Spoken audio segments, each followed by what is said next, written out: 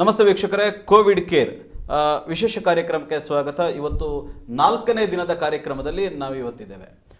ಏನು ಕೋವಿಡ್ನ ಕುರಿತಂತೆ ಒಂದಷ್ಟು ಭಯದ ವಾತಾವರಣ ನಿರ್ಮಾಣ ಆಗಿತ್ತು. ಕೋವಿಡ್ನ ಕುರಿತಂತೆ ಒಂದಷ್ಟು ಆತಂಕವನ್ನು ಸೃಷ್ಟಿಸ್ತಕ್ಕಂಥ ಬೇರೆ ಬೇರೆ ವಿಚಾರಗಳನ್ನು ನಾವು ನಮ್ಮ ಸುತ್ತಮುತ್ತ ಕೇಳ್ತಾ ಇದ್ವಿ.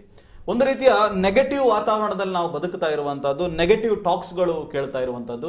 ಸೊ ಆ ಸಂದರ್ಭದಲ್ಲಿ ಒಂದಷ್ಟು ಪಾಸಿಟಿವ್ ಚಿಂತನೆಯನ್ನ ಜನರಿಗೆ ಕೊಡಬೇಕು, ಪಾಸಿಟಿವ್ ವಿಚಾರಗಳನ್ನ ಜನರ ಮುಂದೆ ಇಡಬೇಕು ಅನ್ನುವಂಥ ಕಾರಣದಿಂದ ಕಹಳೆ ನ್ಯೂಸ್ನ ಚಿಂತನೆ ಇರುವಂತಹದ್ದು. ಆ ದೃಷ್ಟಿಯಿಂದ ಕೋವಿಡ್ ಕೇರ್ ಪಾಸಿಟಿವ್ ಟಾಕ್ ಅಂತಕ್ಕಂಥ ಈ ಕಾರ್ಯಕ್ರಮ ನಿರಂತರ 4 ದಿನಗಳಿಂದ ಮೂಡಿ ಬರ್ತಾ ಇದೆ.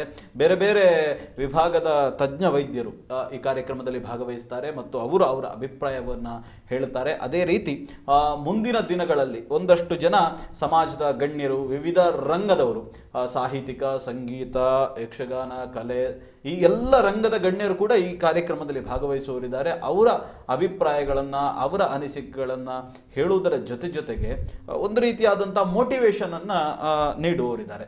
ಈ ಸಮಾಜದಲ್ಲಿ ಕೋವಿಡ್ ನಿಂದಾಗಿ ಏನು ಸಂಕಷ್ಟಕ್ಕೊಳಗಾಗಿದ್ದೇವೆ, ಕೋವಿಡ್ ಇಂದಾಗಿ ಒಂದಷ್ಟು ಕಷ್ಟಗಳಿಗೆ ಏನು ಒಳಗಾಗಿದ್ದೇವೆ, ಸೊ ಅವರಿಗೆ ಒಂದು ರೀತಿಯ ಧೈರ್ಯವನ್ನ ಈ ಕಾರ್ಯಕ್ರಮದ ಮೂಲಕ ತುಂಬಲಿಕ್ಕಿದ್ದಾರೆ. ಎಸ್, ನಮ್ಮ ಜೊತೆಗೆ ಇವತ್ತಿನ ಕಾರ್ಯಕ್ರಮದ ಇವತ್ತಿನ ಸಂಚಿಕೆಯಲ್ಲಿ ಪ್ರಸಿದ್ಧ ತಜ್ಞ ವೈದ್ಯರು, ಜನೌಷಧಿಯ ಮೂಲಕ ಅನೇಕ ಸಾಮಾಜಿಕ ಕೆಲಸಗಳ ಕಾರ್ಯಗಳನ್ನು ಮಾಡ್ತಾ ಬಂದಂಥವರು, ಪುತ್ತೂರಿನಲ್ಲಿ ಚಿರಪರಿಚಿತರಾದವರು, ಹತ್ತೂರಿಗೆ ಚಿರಪರಿಚಿತರಾದವರು ಡಾಕ್ಟರ್ ಬಂಗಾರಡ್ಕ ಅವರು ನಮ್ಮ ಜೊತೆ ಇದ್ದಾರೆ. ಸರ್, ಕಾರ್ಯಕ್ರಮಕ್ಕೆ ಆತ್ಮೀಯ ಸ್ವಾಗತ. ರಾಘವೇಂದ್ರ ಪ್ರಸಾದ್ ಅವರೇ, ಮೊದಲನೇದಾಗಿ ಕೋವಿಡ್ ಒಂದು ರೀತಿಯ ಪ್ಯಾನಿಕ್ ನಿರ್ಮಾಣ ಆಗಿದೆ, ಏನು ಹೇಳಲಿಕ್ಕೆ ಇಚ್ಛೆ ಪಡ್ತೀರಿ? ಬಹುಶಃ ಈ ರೀತಿಯ ಕಾಯಿಲೆ ಬಹುಶಃ ಈ ಶತಮಾನದಲ್ಲಿ ಬಹುಶಃ ಒಂದು ಶತಮಾನ ಆಯ್ತೇನೋ ಈ ಥರದ ಕಾಯಿಲೆ ಬರ್ತದೆ. ಆದ ಕಾರಣ ಇದನ್ನು ಶತಮಾನದ ಕಾಯಿಲೆ ಅಂತ ಕರೆದ್ರೂ ತಪ್ಪಿಲ್ಲ ಅಂತ ಅನಿಸ್ತದೆ. ಓಕೆ, ಆದರೆ ಇದರಲ್ಲಿ ನಾವು 2 ರೀತಿಯ ದೃಷ್ಟಿಕೋನದಿಂದ ನೋಡಿದಾಗ ನಾವು ಭಯಭೀತರಾಗುವ ಅಗತ್ಯ ಇಲ್ಲ ಎನ್ನುವ ಒಂದು ಆಶ್ವಾಸನೆಯನ್ನು ಕೂಡ ಹೇಳ್ತಾ, ಹಾಗಾದರೆ ಈಗಿನ ವಾಸ್ತವ ಹೀಗೆ ಕಾಣ್ತಾ ಇದೆಯಲ್ಲ, ಇದಕ್ಕೆ ಏನು ಮಾಡೋಣ ಅಂತ ಕೇಳಿದರೆ ಇದು ಎಲ್ಲದಕ್ಕೂ ಬಹಳ ಒಂದು ಉಪಶಮನ ನೀಡುವಂತಹ ಮಾರ್ಗೋಪಾಯಗಳು ಇದೆ. ಆದರೆ ಅದನ್ನು 2 ರೀತಿಯ ದೃಷ್ಟಿಕೋನದಿಂದ ನೋಡಬೇಕಾಗ್ತದೆ. ಯಾಕೆಂತ ಕೇಳಿದರೆ ಈಗ ನಾವು ಎಲ್ಲ ರೀತಿಯ ವ್ಯಾವಹಾರಿಕ ಪ್ರಯತ್ನಗಳನ್ನು ಮಾಡ್ತಾ ಇದ್ದೇವೆ. ಆದರೆ ಇದರ ಪ್ರಭಾವ ಎಷ್ಟಿದೆ ಅಂತ ಹೇಳಿದರೆ ಇದು ನಮ್ಮ ಪ್ರಯತ್ನವನ್ನು ಮೀರಿ ಇದೆ. ಬಹುಶಃ ಇವತ್ತು ಮನುಷ್ಯ ಅಣುಬಾಂಬು ಹಿಡಿದುಕೊಂಡು ಇಡೀ ಜಗತ್ತಿನ ಕೊಲ್ಲಬಲ್ಲ ಸಾಮರ್ಥ್ಯ ಹೊಂದಿರುವ ಮನುಷ್ಯ ಒಂದು ಅಣುರೂಪದ ಕೊರೋನಾದಿಂದ ತಾನೇ ನಲುಗುವಂತಹ ಸ್ಥಿತಿ ನಿರ್ಮಾಣ ಆಗಿದೆ. ಹಾಗಾದರೆ ಇದು ಏನು ಅಂತ ಹೇಳುವಂತಹ ಮಾನವನ ಒಂದು ವಿವೇಕ, ಯೋಚನೆ ಮಾಡಬೇಕಾದ ಅಗತ್ಯ ಇವತ್ತು ಖಂಡಿತ ಇದೆ. ಓಕೆ, ಈಗ ನೀವೊಬ್ಬರು ಆಯುರ್ವೇದ ತಜ್ಞ ವೈದ್ಯರಾಗಿ ಕೋವಿಡ್ನ ಪರಿಹಾರಕ್ಕೆ ಆಯುರ್ವೇದದಲ್ಲಿ ಅನೇಕ ಮಾರ್ಗಗಳನ್ನು, ಅನೇಕ ವೈದ್ಯರುಗಳು ಯಾವ ರೀತಿ ಕೋವಿಡ್ ಬರದಂತೆ ನಾವು ಮುನ್ನೆಚ್ಚರಿಕೆಯನ್ನು ಕೈಗೊಳ್ಬೋದು, ಕೋವಿಡ್ ಬರದಂತೆ ಯಾವ ರೀತಿ ಮುಂಜಾಗ್ರತಾ ಕ್ರಮಗಳನ್ನು ಕೈಗೊಳ್ಬೋದು ಅನ್ನೋದನ್ನು ಈಗಾಗಲೇ ಅನೇಕ ವೈದ್ಯರು ಹೇಳಿದ್ದಾರೆ. ಸೊ ನೀವು ಒಬ್ಬ ಆಯುರ್ವೇದ ತಜ್ಞ ವೈದ್ಯರಾಗಿ ಏನು ಸಲಹೆಯನ್ನು ಜನರಿಗೆ ಕೊಡ್ಲಿಕ್ಕೆ ಇಚ್ಛೆ ಪಡ್ತೀರಿ? ಮೂಲತಃ ನಾವು ವ್ಯಾವಹಾರಿಕ ದೃಷ್ಟಿಕೋನದಿಂದ ಏನೆಲ್ಲ ಮಾಡಬೇಕು ಆ ಎಲ್ಲ ಪ್ರಯತ್ನಗಳನ್ನು ಕೂಡ ನಾವು ಖಂಡಿತವಾಗಿ ಮಾಡಲೇಬೇಕು. ಆದರೆ ಆಯುರ್ವೇದದ ದೃಷ್ಟಿಕೋನ ಅಂತ ಹೇಳಿದಾಗ ಇದು 2 ಸಂಗತಿಗಳನ್ನು ಅಲ್ಲಿ ನಾವು ಸ್ವೀಕಾರ ಮಾಡಬೇಕಾಗ್ತದೆ. ಒಂದು ಯಾವುದು ಅಂತ ಕೇಳಿದರೆ ವ್ಯಾವಹಾರಿಕ ದೃಷ್ಟಿಕೋನದಿಂದ ನೋಡಿದಾಗ ಪ್ರತ್ಯಕ್ಷ ಕಾಣುವಂತಹ ವಿಚಾರಗಳು.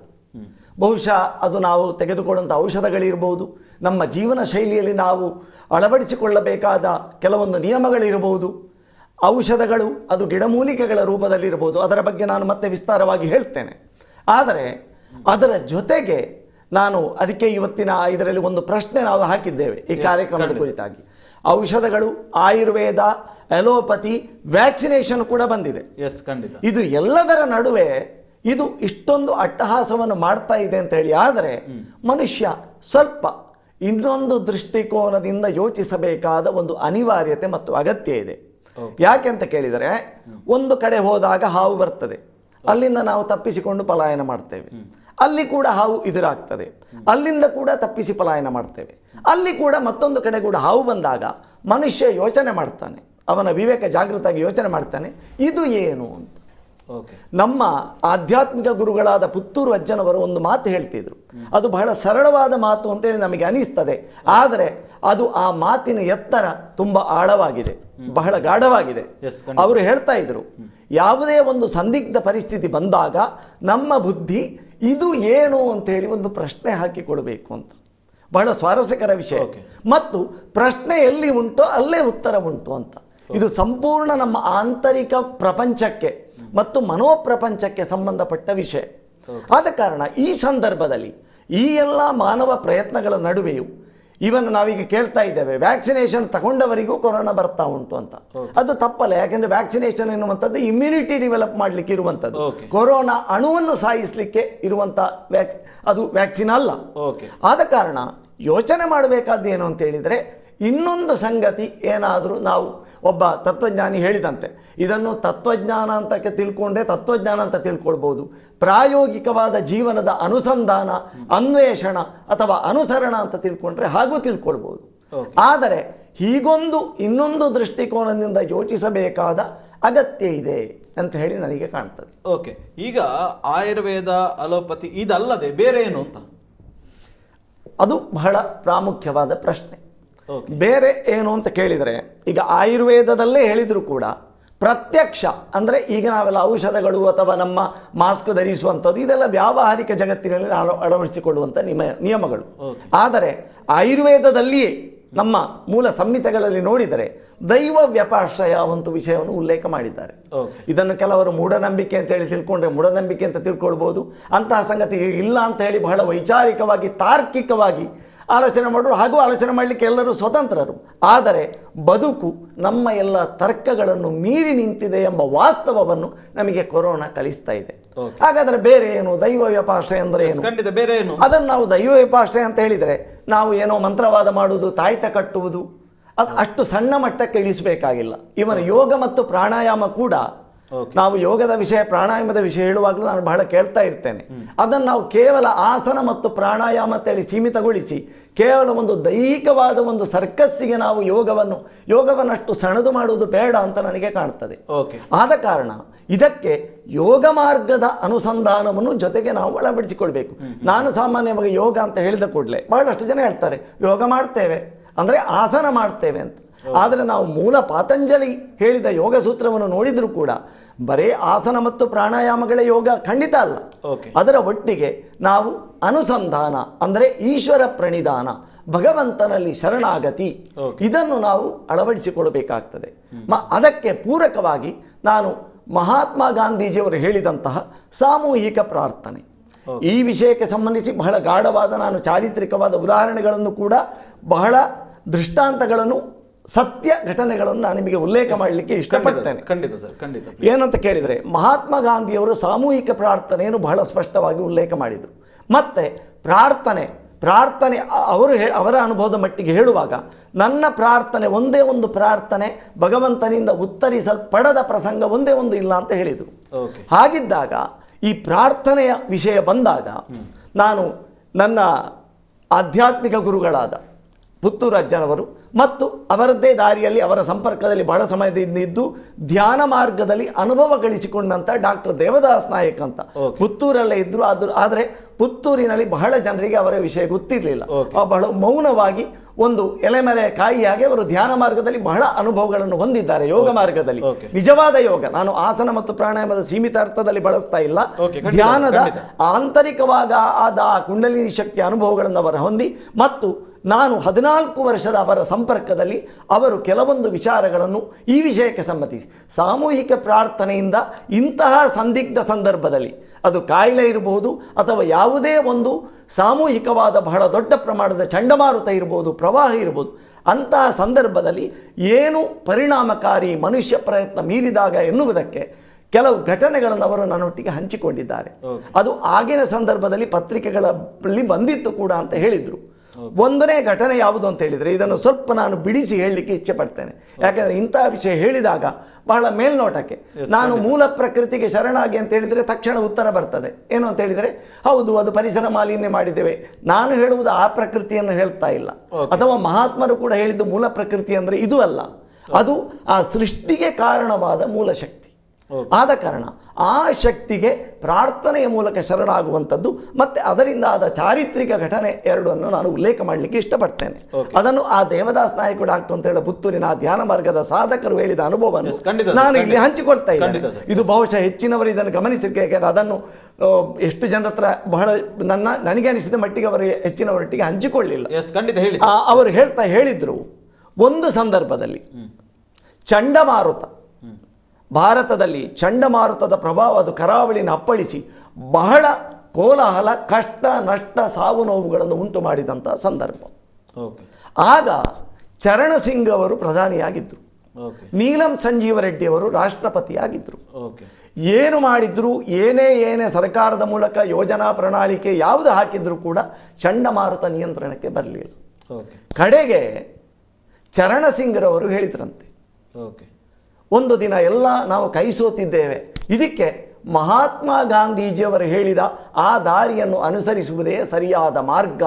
ಆದ ಕಾರಣ ಆ ಮಹಾತ್ಮ ಗಾಂಧಿಯವರು ಹೇಳಿದಂತಹ ಸಾಮೂಹಿಕ ಪ್ರಾರ್ಥನೆಯನ್ನು ನಾವು ಅದಕ್ಕೆ ಶರಣಾಗುವ ಅಂತ ಹಾಗೆ ಹೇಳಿ, ಮಾರನೆಯ ದಿನವೇ ಅಷ್ಟೊಂದು ಸಮಯದಿಂದ ಅಷ್ಟು ಪೀಡಿಸುತ್ತಿದ್ದ ಆ ಚಂಡಮಾರುತ ಪ್ರಶಾಂತವಾಯಿತು. ಇದು ಒಂದು ಉದಾಹರಣೆ. ಇನ್ನೊಂದು, ಆಗಿನ ಸಂದರ್ಭದಲ್ಲಿ ನಾವು ಇನ್ನೊಂದು ಅವ್ಯಕ್ತದ ವಿಷಯವನ್ನು ಕೂಡ ನಾವು ಯೋಚನೆ ಮಾಡಬೇಕಾಗ್ತದೆ. ಸ್ಕೈಲ್ಯಾಬ್ ಅಂತ, ಇದು 1970ರ ಚಿಲ್ಲರೆ ದಶಕದಲ್ಲಿ ನಡೆದಂತಹ ಘಟನೆ, ಜಾಗತಿಕ ಮಟ್ಟದಲ್ಲಿ ಬಹಳ ಒಂದು ತಲ್ಲಣವನ್ನು ಉಂಟು ಮಾಡಿದಂಥ ಘಟನೆ. ಅದನ್ನು ದೇವದಾಸ್ ನಾಯಕ ಡಾಕ್ಟ್ರು ಸಾಧಕರು ಅವರು ನನಗೆ ಹಂಚಿಕೊಂಡಿದ್ದಾರೆ ಆ ಘಟನೆಯನ್ನು. ಅದು ಈ ಘಟನೆ ಏನು ಅಂದರೆ ಸ್ಕೈಲ್ಯಾಬ್ ಇನ್ಸಿಡೆಂಟ್ ಅಂತ. ಆಗಿನ ಸಂದರ್ಭದಲ್ಲಿ ಯಾರಿದ್ದವರಿಗೆ ಅವರಿಗೆ ನೆನಪಿರಬಹುದು, ಹಿರಿಯರಿಗೆ. 70ರ ಚಿಲ್ಲರೆ ದಶಕದ ಘಟನೆ. ಆ ಸ್ಕೈಲ್ಯಾಬ್ ಎನ್ನುವಂಥ ಆಕಾಶಕಾಯ ವಿಜ್ಞಾನಿಗಳ ಹತೋಟಿ ತಪ್ಪಿ ಭೂಮಿಗೆ ಅಪ್ಪಳಿಸಿ ಬಹಳ ದೊಡ್ಡ ಅನಾಹುತ ಭೂಮಿಗೆ ಸಂಭವಿಸಬಹುದು ಎನ್ನುವ ಒಂದು ಆತಂಕ ತಲ್ಲಣದಲ್ಲಿದ್ದ ಕ್ಷಣ. ಅಮೆರಿಕದ ವಿಜ್ಞಾನಿಗಳು ಎಲ್ಲ ಪ್ರಯತ್ನಗಳನ್ನು ಮಾಡಿ ಕೊನೆಗೆ ಹೇಳಿದ್ರಂತೆ, ಯಾವುದೂ ಪ್ರಯತ್ನ ನಮ್ಮ ಕೈ ಮೀರಿದೆ, ನಾವು ಯಾವ ನಮ್ಮ ವೈಜ್ಞಾನಿಕ ಸಾಧನಗಳನ್ನು ಬಳಸಿ ಇದು ಮಾಡಿದರೂ ನಮ್ಮ ಹತೋಟಿಗೆ ಬರ್ತಾ ಇಲ್ಲ.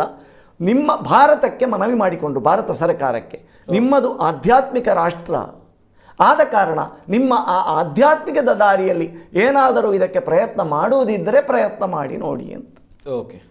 ಹಾಗೆ ಅವರು ಮನವಿ ಮಾಡಿಕೊಂಡ ನಂತರ ಭಾರತ ಸರ್ಕಾರ ಆ ಒಂದು ಸಂದೇಶ ನೀಡಿದಾಗ ಭಾರತದಾದ್ಯಂತ ಪ್ರಾರ್ಥನೆಗಳು ಮತ್ತು ಈ ರೀತಿಯ ಉಪಾಸನಾ ರೂಪದ ಕಾರ್ಯಗಳು ನಡೆದಾಗ ಮತ್ತೆ ಕೇವಲ ಒಂದು ದಿನದಲ್ಲಿ ಯಾವುದೇ ಒಂದು ಈ ವೈಜ್ಞಾನಿಕ ಇದು ನಿರೀಕ್ಷೆಗೂ ಮೀರಿ ಆ ಸ್ಕೈಲ್ಯಾಬ್ ಎನ್ನುವಂಥ ಸಂಗತಿ ಆಸ್ಟ್ರೇಲಿಯಾದ ಪಶ್ಚಿಮ ಕರಾವಳಿಗೆ ಅಪ್ಪಳಿಸಿ ಅಪಾಯ ತಪ್ಪಿತು. ಅಷ್ಟೇ ಅಲ್ಲ, ಅಲ್ಲಿಗೆ ಮುಗಿಲಿಲ್ಲ. ಅಮೇರಿಕ ಸರ್ಕಾರ ಭಾರತಕ್ಕೆ ಧನ್ಯವಾದ ಹೇಳಿತು.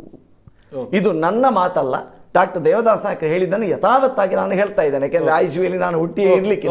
ಆದರೆ ಆದ ಕಾರಣ ನಾವು ಯೋಚಿಸಬೇಕಾದ ಸಂಗತಿ ಏನು, ಇದು ನಾವು ಸಾಮಾನ್ಯವಾಗಿ ಹೇಳುವಾಗ ಮನುಷ್ಯನ ಸಾಮಾನ್ಯ ತರ್ಕ ಕೆಲಸ ಮಾಡ್ತದೆ. ಯಾಕೆಂದರೆ ಈ ಅವ್ಯಕ್ತದ ಅಥವಾ ಇಂದ್ರಿಯಾತೀತವಾದ ವಿಷಯಗಳನ್ನು ನಾವು ಉಲ್ಲೇಖ ಮಾಡುವಾಗ ಕೆಲವೊಂದು ಪ್ರಶ್ನೆಗಳು, ಸಂದೇಹಗಳು ಅವರವರ ಸ್ತರದಲ್ಲಿ ಅವರವರ ವಿವೇಚನೆ ಪ್ರಶ್ನೆ. ಆದರೆ ಉಂಟು ಹೇಳಿದ್ರು ಇಲ್ಲ ಹೇಳಿದ್ರು ಬೆಂಕಿ ಸುಡುತ್ತದೆ ಎಂಬುದು ಖಚಿತ. ಅದು ಎಲ್ಲ ವಾದಗಳನ್ನು ಮತ್ತು ಎಲ್ಲ ನಮ್ಮ ವೈಚಾರಿಕತೆಗಳನ್ನು ಸತ್ಯ ಎಂಬುದು ಅದೆಲ್ಲವನ್ನು ಮೀರಿ ಇದೆ.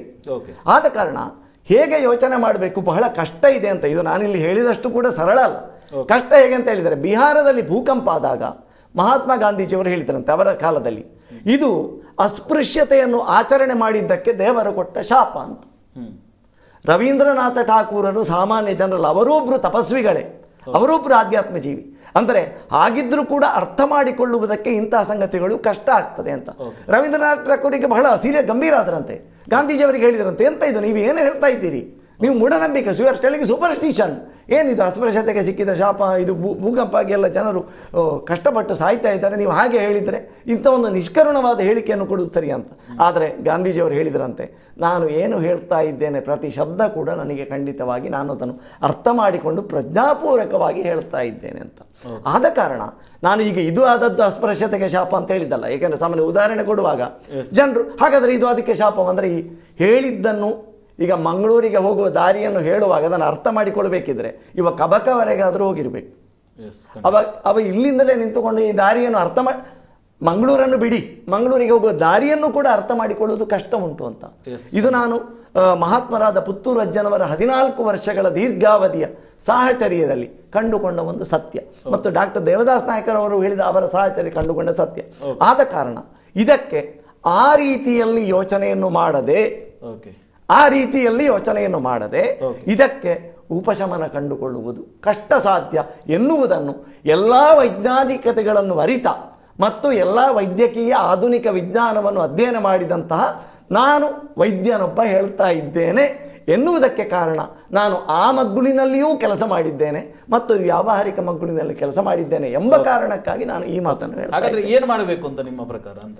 ಮೂಲತಃ ಇದನ್ನು ನಾವು ಈ ಪ್ರಕೃತಿಗೆ ಮೂಲ ಕಾರಣವಾದ, ಸೃಷ್ಟಿಗೆ ಮೂಲ ಕಾರಣವಾದ ಆ ಶಕ್ತಿಗೆ ನಾವು ಶರಣಾಗತಿ ಆಗಬೇಕು ಮತ್ತು ಮಹಾತ್ಮ ಗಾಂಧೀಜಿಯವರು ಹೇಳಿದಂತಹ ಆ ಸಾಮೂಹಿಕ ಪ್ರಾರ್ಥನೆ ಇದು ನಮಗೆ ಪ್ರಾರ್ಥನೆಯಿಂದ ಮಾತ್ರ ಹೋಗಲಾಡಿಸಲಿಕ್ಕೆ ಸಾಧ್ಯವಾ ಅಂತ? ಪ್ರಾರ್ಥನೆಯಿಂದ ಮಾತ್ರ ಹೋಗಲಾಡಲಿಕ್ಕೆ ಅಂತಹ ಒಂದು ಪ್ರಯತ್ನಗಳಾದರೆ ಪ್ರಾರ್ಥನೆ ಮಾತ್ರ ಸಾಕಾಗ್ತದೆ ಅಂತ ಹಲವಾರು ಘಟನೆಗಳ ಮೂಲಕ ಅವರು ಹೇಳಿದ್ದಾರೆ. ಆದರೆ ಪ್ರಾರ್ಥನೆ ಮಾಡ್ತೇವೆ ಅಂತೇಳಿ ನಾವು ವ್ಯಾವಹಾರಿಕ ಸಂಗತಿಗಳನ್ನು ಅಸಡ್ಡೆ ಮಾಡಿ ಹೋಗುವಾಗಿಲ್ಲ. ಯಾಕೆಂದ್ರೆ ನಾನು ಪ್ರಾರ್ಥನೆ ಮಾಡ್ತೇನೆ ಹಾಗಾಗಿ ನಾನು ಅಂತರ ಕಾಯ್ದುಕೊಳ್ಳುವುದಿಲ್ಲ, ಮಾಸ್ಕ್ ಹಾಕುವುದಿಲ್ಲ, ಲಸಿಕೆ ಬೇಡ. ಯಾಕೆ ಈ ಮಾತನ್ನ ಹೇಳಿದೆ ಅಂತ ಹೇಳಿ ಒಂದು ಸಣ್ಣ ಉದಾಹರಣೆ ನನಗೆ ನೆನಪಾಗ್ತದೆ ನಿಮ್ಮ ಮಾತುಗಳನ್ನ ಕೇಳ್ತಾ ಇದ್ದಾಗ. ಯಾಕೆಂದ್ರೆ ವೀಕ್ಷಕರು ಅದನ್ನ ಬಹಳ ಗಂಭೀರವಾಗಿ ಗಮನಿಸ್ತಾ ಇದ್ದಾರೆ. ಏನಂತ ಹೇಳಿದ್ರೆ ಒಂದು ಪ್ರವಾಹ ಬರುತ್ತಂತೆ, ಯಾವುದೊಂದು ಮನೆಯಲ್ಲೊಬ್ಬ ಯಾರೋ ಒಬ್ಬ ಇದ್ದಂತೆ. ಆ ಪ್ರವಾಹ ಬಂದ ತಕ್ಷಣ ಆತ ಅತ್ಯಂತ ದೈವ ಭಕ್ತ, ಆತ ದೇವರನ್ನ ಪ್ರಾರ್ಥನೆ ಮಾಡ್ತಾ ಇದ್ದಾನೆ, ನನ್ನ ರಕ್ಷಣೆ ಮಾಡ್ಲಿಕ್ಕೆ ಬಾ ಅಂತ. ಅದಾದ ತಕ್ಷಣ ಸೇನಾ ಬೋಟ್ ಬರ್ತದೆ, ಅವನನ್ನ ರಕ್ಷಣೆ ಮಾಡ್ಲಿಕ್ಕೆ ನೋಡ್ತಾರೆ, ಇಲ್ಲ ನನ್ನ ದೇವರು ಬರ್ತಾನೆ ಅಂತೇಳಿ ಅವ ಮೇಲೆ ಮೇಲೆ ಹತ್ತುತ್ತಾ ಮನೆಯ ಮಾಳಿಗೆ ಮೇಲೆ ಕೂತಿರ್ತಾನಂತೆ. ಕೊನೆಗೆ ಯಾರೋ ಹೆಲಿಕಾಪ್ಟರ್ ಮೂಲಕ ಬಂದು ಕೂಡ ಹಗ್ಗ ಇಳಿಸ್ತಾರೆ, ಆಗ್ಲೂ ಅವನು ಬರುವುದಿಲ್ಲ ಅಂತೆ. ಪರಿಣಾಮದಲ್ಲಿ ಆತ ಸಾವನ್ನಪ್ತಾನೆ. ಅದಾದ ನಂತರ ಆತ ದೇವರ ಹತ್ರ ಹೋದಾಗ ದೇವರೇ ನಾನು ಬಂದಿದ್ದೆ ಅಲ್ಲ ಬೇರೆ ಬೇರೆ ರೂಪದಲ್ಲಿ ಅಂತ. ಇದು ಹಾಗೆ ಆಗ್ಲಿಕ್ಕಿಲ್ವಾ ಅಂತ? ಹಾಗೆ ಆಗುದಿಲ್ಲ. ಯಾಕಂದ್ರೆ ನಾನು ಪ್ರಾರ್ಥನೆ ಅಂತ ಹೇಳಿದರೆ ತೋರಿಕೆ ಪ್ರಾರ್ಥನೆ. ಈಗ ನಾನು ಪ್ರಾರ್ಥನೆ ಅಂತ ಹೇಳಿದ ಕೂಡಲೇ ನಾವು ಮಾರ್ಗಕ್ಕೆ ಇಳಿದು ಕೈ ಹಿಡಿದು ಡ್ಯಾನ್ಸ್ ಮಾಡಿಕೊಂಡು ಪ್ರಾರ್ಥನೆ ಮಾಡಬೇಕು ಅಂತ ಅರ್ಥ ಅಲ್ಲ. ಆಂತರಂಗಿಕವಾದ ಅನುಸಂಧಾನ. ನೀವು ಹೇಳಿದ್ದಕ್ಕೆ ನಾನು ಇನ್ನೊಂದು ಕತೆ ಹೇಳ್ತೇನೆ. ಯಾಕೆಂದ್ರೆ ನಾವು ಪಾರಮಾರ್ಥಿಕ ಅಥವಾ ಪ್ರಾರ್ಥನೆ ಅಂತ ಹೇಳುವಾಗ ನಾವು ವ್ಯಾವಹಾರಿಕ ಸತ್ತೆಯಲ್ಲಿದ್ದೇವೆ, ನಾವು ದೇಹ ಭಾವದಲ್ಲಿದ್ದೇವೆ, ನಾವು ಮಹಾತ್ಮರಲ್ಲ ಎಂಬ ಎಚ್ಚರಿಕೆ ನಮಗಿರಬೇಕು. ಆದ ಕಾರಣ ನಾನು ಪ್ರಾರ್ಥನೆ ಮಾಡಿದೆ ಎಂಬ ಭಾವನೆ ಬೇರೆ, ನಿಜವಾಗಿ ಪ್ರಾರ್ಥನೆ ಆಗುವುದು ಬೇರೆ. ಆ ಪ್ರಾರ್ಥನೆಯ ಸ್ತರ ಯಾವ ಮಟ್ಟದಲ್ಲಿದೆ ಎಂಬುದು ಪ್ರಾಮುಖ್ಯ. ನಮಗೆ ದ್ರೌಪದಿಯ ಉದಾಹರಣೆ ಗೊತ್ತಿದೆ. ಸುರುವಿಗೆ ಕೃಷ್ಣ ಬರಲಿಲ್ಲ, 2 ಕೈ ಎತ್ತಿದಾಗ ಕೃಷ್ಣ ಬಂದ. ಕೈ ಎತ್ತುವುದಂದ್ರೆ ಆಂತರಿಕವಾಗಿ ತಾನು ಸೋತೆ ಎಂಬ ಅಸಹಾಯಕ ಭಾವ ಅಲ್ಲಿ ಉಂಟಾಗಬೇಕು. ಆಗ ಮಾತ್ರ ಶರಣಾಗತಿ ಪ್ರಾರ್ಥನೆ ಉಂಟಾಗಬೇಕಿದ್ರು ಒಂದು ಪೂರ್ವರಂಗ ಬೇಕು. ಆ ಅಸಹಾಯಕತೆ ಉಂಟಾಗಿದೆ ಎಂಬುದು ಪ್ರಶ್ನೆ. ದೇವರನ್ನು ನಮ್ಮ ಗುರುಗಳೇ ಹೇಳ್ತಿದ್ರು, ಪುತ್ರಜ ಅವನನ್ನು ಟೆಸ್ಟ್ ಮಾಡಲಿಕ್ಕೆ ಬೇಕಾಗಿ ಹಾಗೆ ಮಾಡಿದ್ರೆ ಆಗುದಿಲ್ಲ ಅಂತ. ಯಾಕೆಂದ್ರೆ ದೇವರು ಬರ್ತಾನಂತ ಪರೀಕ್ಷೆ ಮಾಡಲಿಕ್ಕೆ ಪ್ರಾರ್ಥನೆ ಮಾಡಿ ಅದು ಬಂದದ್ದು ನೀವು ಹೇಳಿದಾಗ ಅದು ಕಳಿಸಿದ್ದು ಗೊತ್ತಾಗುದಿಲ್ಲ ಅಂತ. ಅಂದ್ರೆ ಇವ ಟೆಸ್ಟ್ ಮಾಡಲಿಕ್ಕೆ ಮಾಡಿದ್ದು ದೇವರನ್ನು ನಿಜ ಆಗಿರುವುದಿಲ್ಲ. ನಾನೊಂದು ಕತೆ ಹೇಳ್ತೇನೆ. ಅಂದ್ರೆ ದೇವರನ್ನು ಅನುಸಂಧಾನ ಮಾಡಿದವುದು ದೇವರು ಕಳಿಸಿದ ಸಹಾಯ ಅರ್ಥ ಆಗ್ತದೆ ಎನ್ನುವ ವಿಷಯಕ್ಕೆ. ಅಂದ್ರೆ ವ್ಯಾವಹಾರಿಕ ಮತ್ತು ಪಾರಮಾರ್ಥಿಕ ಎರಡನ್ನು ಅನುಸಂಧಾನ ಮಾಡುವುದು ಅದು ಬಹಳ ಪ್ರಜ್ಞಾಪೂರ್ವಕ ವಿವೇಕ ಇಲ್ಲದಿದ್ರೆ ಅದು ಅವಸ್ಥಾಂತರ ಆಗಿ ಹೋಗ್ತದೆ. ನಾನೊಂದು ಕತೆ ಹೇಳ್ತೇನೆ, ಅದು ಬಾಕಿ ರಾಮಕೃಷ್ಣ ಪರಮಹಂಸರು ಕೊಟ್ಟ ದೃಷ್ಟಾಂತ ಕತೆ. ಏನು ಅಂತ ಕೇಳಿದ್ರೆ, ಒಬ್ಬ ಅವರ ಶಿಷ್ಯ ಇದ್ದ, ಗುರುವಿಗೊಬ್ಬ ಶಿಷ್ಯ. ಗುರು ಶಿಷ್ಯನ ಹತ್ರ ಹೇಳಿದ್ದಾನೆ, ಎಲ್ಲರಲ್ಲೂ ಭಗವಂತನಿದ್ದಾನೆ. ಶಿಷ್ಯ ಅದನ್ನು ಪೂರ್ತಿ ಗುರು ಹೇಳಿದ್ದನ್ನು ಸಾಕ್ಷಾತ್ ಗುರು ಹೇಳಿದ್ದಾರೆ, ಎಲ್ಲರಲ್ಲೂ ಭಗವಂತ ಇದ್ದಾನೆ. ಒಂದು ದಿನ ಈ ಶಿಷ್ಯ ದಾರಿಯಲ್ಲಿ ನಡ್ಕೊಂಡು ಹೋಗ್ತಾ ಇರುವಾಗ ಒಂದು ಮದ ಬಂದ ಆನೆ ಬರ್ತಾ ಇದೆ.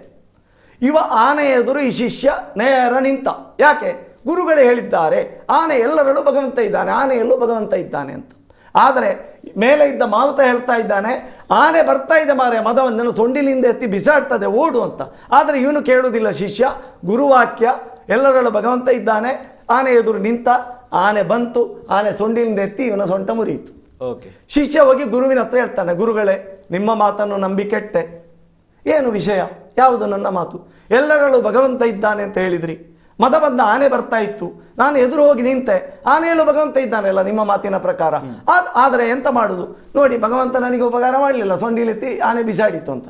ಆಗ ಗುರುಗಳು ಹೇಳಿದ್ರಂತೆ, ಇದು ರಾಮಕೃಷ್ಣ ಪರಮಹಂಸರು ಕೇಳಿದ್ದ ಬಹಳ ಸ್ವಾರಸ್ಯವಾಗಿದೆ. ಅಂದರೆ ವ್ಯಾವಹಾರಿಕವಾಗಿ ನೀವು ಪ್ರಾರ್ಥನೆ ಅಥವಾ ಶರಣಾಗತಿ ಅಂತ ಅಳವಡಿಸುವಾಗ ಅಲ್ಲಿ ಅನುಸಂಧಾನ ಹೇಗೆ ಆಗ್ತದೆ ಎನ್ನುವುದು ಪ್ರಾಮುಖ್ಯ ಅಂತ. ಅದೊಂದು ಅಂಧವಾದ ಒಂದು ರೀತಿಯಲ್ಲಿ ವಿವೇಕರಹಿತವಾಗಿ ಹೋದರೆ ಅದು ಏನೆಲ್ಲ ಅವಾಂತರಗಳಾಗಿ ಹೋಗುವ ಸಂಭವ ಇದೆ.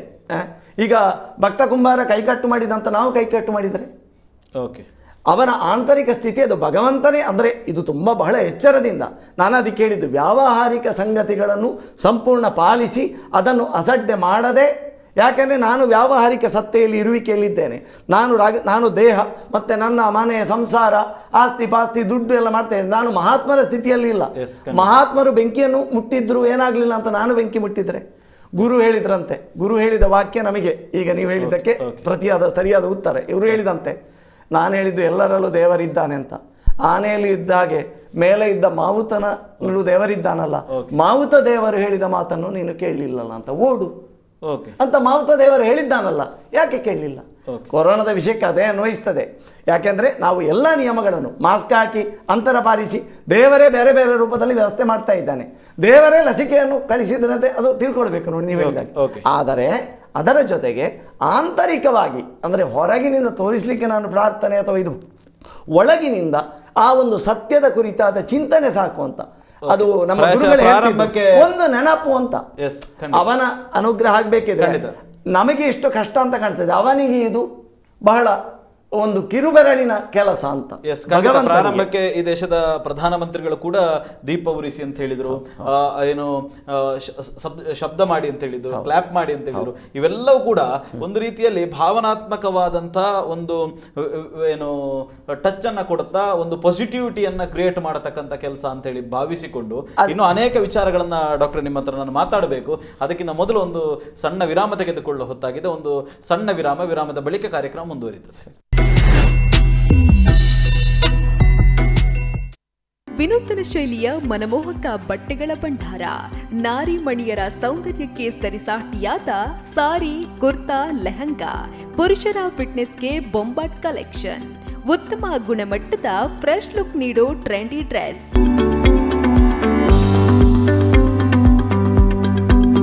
ನಿಮ್ಮ ಮನೆಯಲ್ಲಿ ಮದುವೆ ಸಮಾರಂಭ ಇದೆಯಾ? ಬಟ್ಟೆ ಪರ್ಚೇಸ್ ಮಾಡುವುದಕ್ಕೆ ಮಳಿಗೆಗಳ ಹುಡುಕಾಟದಲ್ಲಿದ್ದೀರಾ? ಹಾಗಾದ್ರೆ ಇಂದೇ ಭೇಟಿ ನೀಡಿ ಶ್ರೀ ದುರ್ಗಾ ಟೆಕ್ಸ್ಟೈಲ್ಸ್, ಹಾಸನ್ ಟವರ್, ಉಪ್ಪಿನಂಗಡಿ. ಸಂಪರ್ಕಿಸಿ 08256295208. ನಮ್ಮ ಇತರ ಶಾಖೆಗಳು ಉಜಿರೆ, ಬೆಳ್ತಂಗಡಿ, ಮಡಂತ್ಯಾರು, ಬಂಟ್ವಾಳ.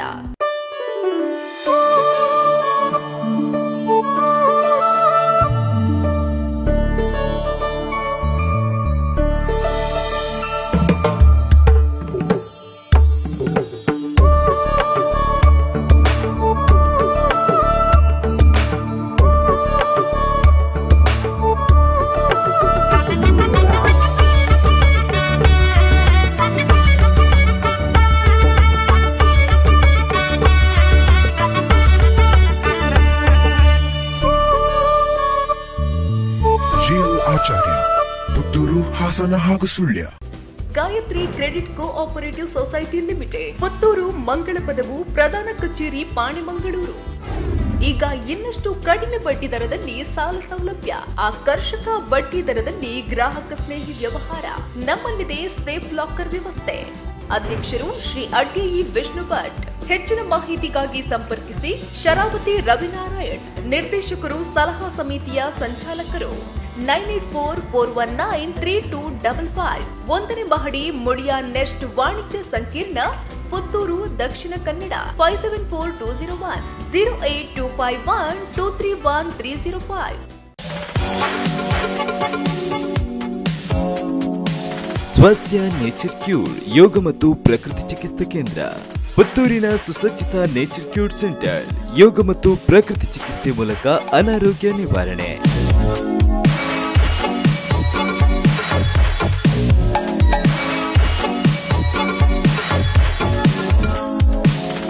ಗಂಟೆ ನೋವು, ಬೆನ್ನು ನೋವು, ಮಧುಮೇಹ, ಅಧಿಕ ರಕ್ತದೊತ್ತಡಕ್ಕೆ ಹೇಳಿ ಗುಡ್ ಬೈ. ಉಬ್ಬಸ ಹೀಗೆ ಇನ್ನಿತರ ಆರೋಗ್ಯ ಸಂಬಂಧಿ ಕಾಯಿಲೆಗೆ ಶೀಘ್ರ ಪರಿಹಾರ. ಎಂದೇ ಭೇಟಿ ನೀಡಿ ಸ್ವಾಸ್ಥ್ಯ ನೇಚರ್ ಕ್ಯೂರ್, ಹಿರಣ್ಯ ಕಾಂಪ್ಲೆಕ್ಸ್, ಬಳ್ವಾರು, ಮುಖ್ಯ ರಸ್ತೆ, ಪುತ್ತೂರು.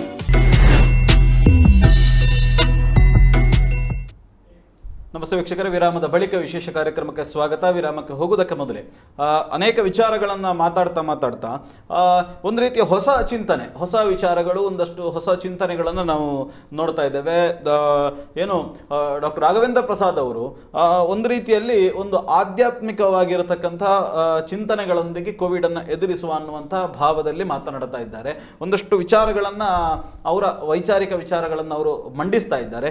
ಎಸ್ ಡಾಕ್ಟ್ರೇ, ನೀವು ಹೇಳ್ತಾ ಇದ್ರಿ ಕೋವಿಡಿಗೆ ಬೇರೆ ಬೇರೆ ಇವತ್ತು ವ್ಯಾಕ್ಸಿನ್ಗಳಿರ್ಬೋದು ಅಥವಾ ಯಾವುದೋ ಒಂದಷ್ಟು ಸರ್ಕಾರದ ರೂಲ್ಸ್ಗಳಿರ್ಬೋದು, ಅದರ ಜೊತೆಗೆ ಇವತ್ತು ಆಯುರ್ವೇದ, ವಿಶೇಷವಾಗಿ ಡಾಕ್ಟರ್ ಗಿರಿಧರ್ ಗಜೆಯಿಂದ ಮೊದಲುಗೊಂಡು ತುಂಬ ಜನರು ಆಯುರ್ವೇದಿಕವಾದಂಥ ಚಿಕಿತ್ಸೆಗಳನ್ನು ಹೇಳ್ತಾ ಹೋದರು. ಅದಾದ ನಂತರ ಸ್ವತಃ ಕೇಂದ್ರ ಸರ್ಕಾರವೇ ಆಯುಷ್ಕಾತ ಅನ್ನುವಂಥ 3-4 ಗಿಡಮೂಲಿಕೆಗಳ ಮಿಶ್ರಿತವಾಗಿರತಕ್ಕಂಥ ಗುಳಿಗೆಗಳನ್ನು ಕೂಡ ಸಪ್ಲೈ ಮಾಡಲಿಕ್ಕೆ ಬೇರೆ ಬೇರೆ ಫಾರ್ಮ್ಯಾಟ್ಗಳಲ್ಲಿ ಬೇರೆ ಬೇರೆ ಕಂಪನಿಯವರು ಇವತ್ತು ಇಮ್ಯುನಿಟಿ ಬೂಸ್ಟರ್ಗಳನ್ನು ಕೂಡ ಸಪ್ಲೈ ಮಾಡ್ತಾ ಇದ್ದಾರೆ. ಅದನ್ನು ಜನ ಸ್ವೀಕರಿಸ್ತಾ ಇದ್ದಾರೆ.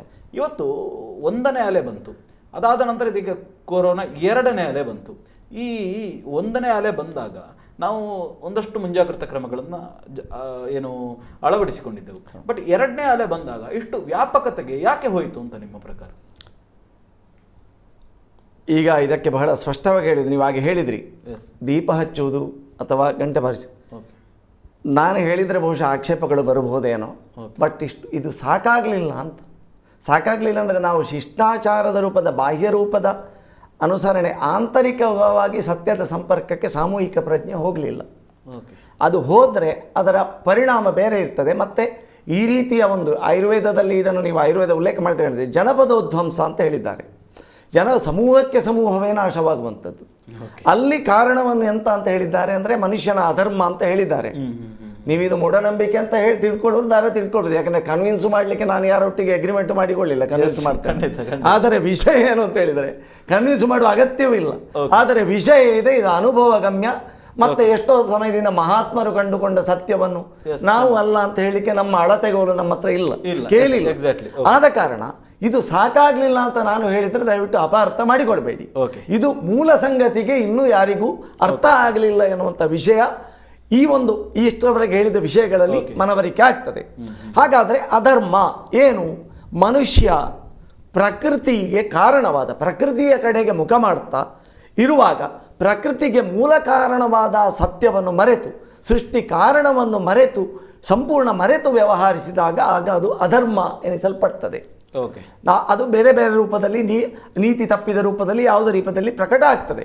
ನಾವು ಬರೇ ಅದನ್ನು ಪ್ಲಾಸ್ಟಿಕ್ಕು ಹೆಚ್ಚು ಬಳಕೆ ಮಾಡ್ತಾ ಇದ್ದೇವೆ, ಮತ್ತು ಪರಿಸರ ಮಾಲಿನ್ಯ ಮಾಡ್ತಾ ಹೊಗೆ ಬಿಡ್ತಾ ಇದ್ದೇವೆ, ಅಷ್ಟಕ್ಕೆ ಸೀಮಿತಗೊಳಿಸುವುದು ಬೇಡ. ನಾವು ಪ್ರಕೃತಿಗೆ ಮಾಡಿದ ಅಪಚಾರ ಅಂತ ಹೇಳಿದರೆ ನಾವು ಮೂಲ ಪ್ರಕೃತಿಯನ್ನು ಮರಿತಾ ಇದ್ದೇವೆ. ಮೂಲ ಪ್ರಕೃತಿಯಲ್ಲಿ ಸೃಷ್ಟಿ ಕಾರಣವಾದ ಸತ್ಯ. ಆದ ಕಾರಣ ಆಯುರ್ವೇದದ ರೀತಿಯಲ್ಲಿ ನೋಡಿದ್ರು ಕೂಡ ಅಲ್ಲಿ ಹೇಳಿದ್ದಾನೆ, ಪ್ರತ್ಯಕ್ಷಂ ಅಲ್ಪಂ ಅಪ್ರತ್ಯಕ್ಷಂ ಅನಲ್ಪಂ. ಕಣ್ಣಿಗೆ ಕಾಣುವುದಕ್ಕಿಂತ ಕಾಣದಿರುವುದು ಹೆಚ್ಚು ಅಂತ ಸಿಗ್ಮಂಡ್ ಫ್ರಾಯ್ಡ್ ಹೇಳಿದ, ಟಿಪ್ ಆಫ್ ದ ಐಸ್ಬರ್ಗ್ ಅಂತ. ನಾವು ಸಿಗ್ಮಂಡ್ ಫ್ರಾಯ್ಡ್ ಹೇಳಿದ್ರೆ ಅದನ್ನು ಒಪ್ತೇವೆ, ಚರಕ ಹೇಳಿದ ಅಂತ ಹೇಳಿದ್ರೆ ಒಪ್ಲಿಕ್ಕೆ ಕಷ್ಟ ಆಗ್ತದೆ ನಮಗೆ. ಆದ ಕಾರಣ ಅಲ್ಲ, ಈ 2ನೇ ಅಲೆ ಯಾಕೆ ಇಷ್ಟು ವ್ಯಾಪಕತೆ ಪಡ್ಕೊಳ್ತು? ಯಾಕೆಂದ್ರೆ ಫಸ್ಟ್ ಅಲೆಯ ಸಂದೇಶವನ್ನು ಅರ್ಥ ಮಾಡಿಕೊಳ್ಳಿಲ್ಲ ಮನುಷ್ಯ. ಆದ ಕಾರಣ 2ನೇ ಅಲೆ ರೂಪದಲ್ಲಿ ಅಂತೂ ಪೂರ್ತಿಯಾಗಿ ಮನುಷ್ಯನ ಮನಸ್ಸಿಗೆ ಅಸಹಾಯಕತೆ ಉಂಟಾಗಲಿಲ್ಲ ಎಂಬುದು ವಾಸ್ತವ. ಅಸಹಾಯಕತೆಯ ಆಭಾಸ ಉಂಟಾಗಿದೆ, ಆದರೆ ಅಸಹಾಯಕತೆ ಉಂಟಾಗಲಿಲ್ಲ. ಅಸಹಾಯಕತೆ ಉಂಟಾಗ ನಮ್ಮ ಗುರುಗಳೇ ಹೇಳ್ತಿದ್ರು ಆಗ ಶರಣಾಗತಿ ಅಂತ. ಸರ್ಕಾರಕ್ಕೆ ಕೂಡ ಸಂಪೂರ್ಣ ಅಸಹಾಯಕತೆ ಉಂಟಾಗಲಿಲ್ಲ. ಆಂತರಿಕವಾಗಿ, ನಾನು ಅಸಹಾಯಕತೆ ಎಂದರೆ ಈ ಕೈಯಿಂದ ಹೊರಗಿಂದ ಚೆಲ್ಲುವುದನ್ನು ಹೇಳ್ತಾ ಇಲ್ಲ. ಮನಸ್ಸಿಗೆ ಅಸಹಾಯಕತೆ ಉಂಟಾದಾಗ ಮನಸ್ಸು ಖಂಡಿತವಾಗಿ ಆ ಶಕ್ತಿಯ ಕಡೆಗೆ, ಮೂಲ ಶಕ್ತಿಯ ಕಡೆಗೆ ಶರಣಾಗತಿ ಆಗ್ತದೆ. ಇದು ಒಂದು ಕಾರಣ. ಅದು ಯಾಕೆಂದರೆ ಈಗ ಎಷ್ಟು ಪ್ರಯತ್ನ ಮಾಡಿದರೆ, ವ್ಯಾಕ್ಸಿನ್ ಇದ್ದರೂ ಅಥವಾ ಎಲ್ಲ ಪ್ರಯತ್ನ ಮಾಡಿದರೂ ಇದು ಹರಡ್ತಾ ಉಂಟಲ್ಲ. ಕೊರೋನಾ ಈ ಅಣುರೂಪವನ್ನು, ಈ ಅಣುವನ್ನು ಎಂತ ಮಾಡಲಿಕ್ಕೆ ಆಗುವುದಿಲ್ಲ. ನಮ್ಮ ಅಣುಬಾಂಬ್ ಈ ಅಣುವನ್ನು ಸಹಿಸಲಿಕ್ಕೆ ಆಗ್ತದ? ಆಗುವುದಿಲ್ಲ, ಒಪ್ಪಿಕೊಳ್ಬೇಕಾಗ್ತದೆ.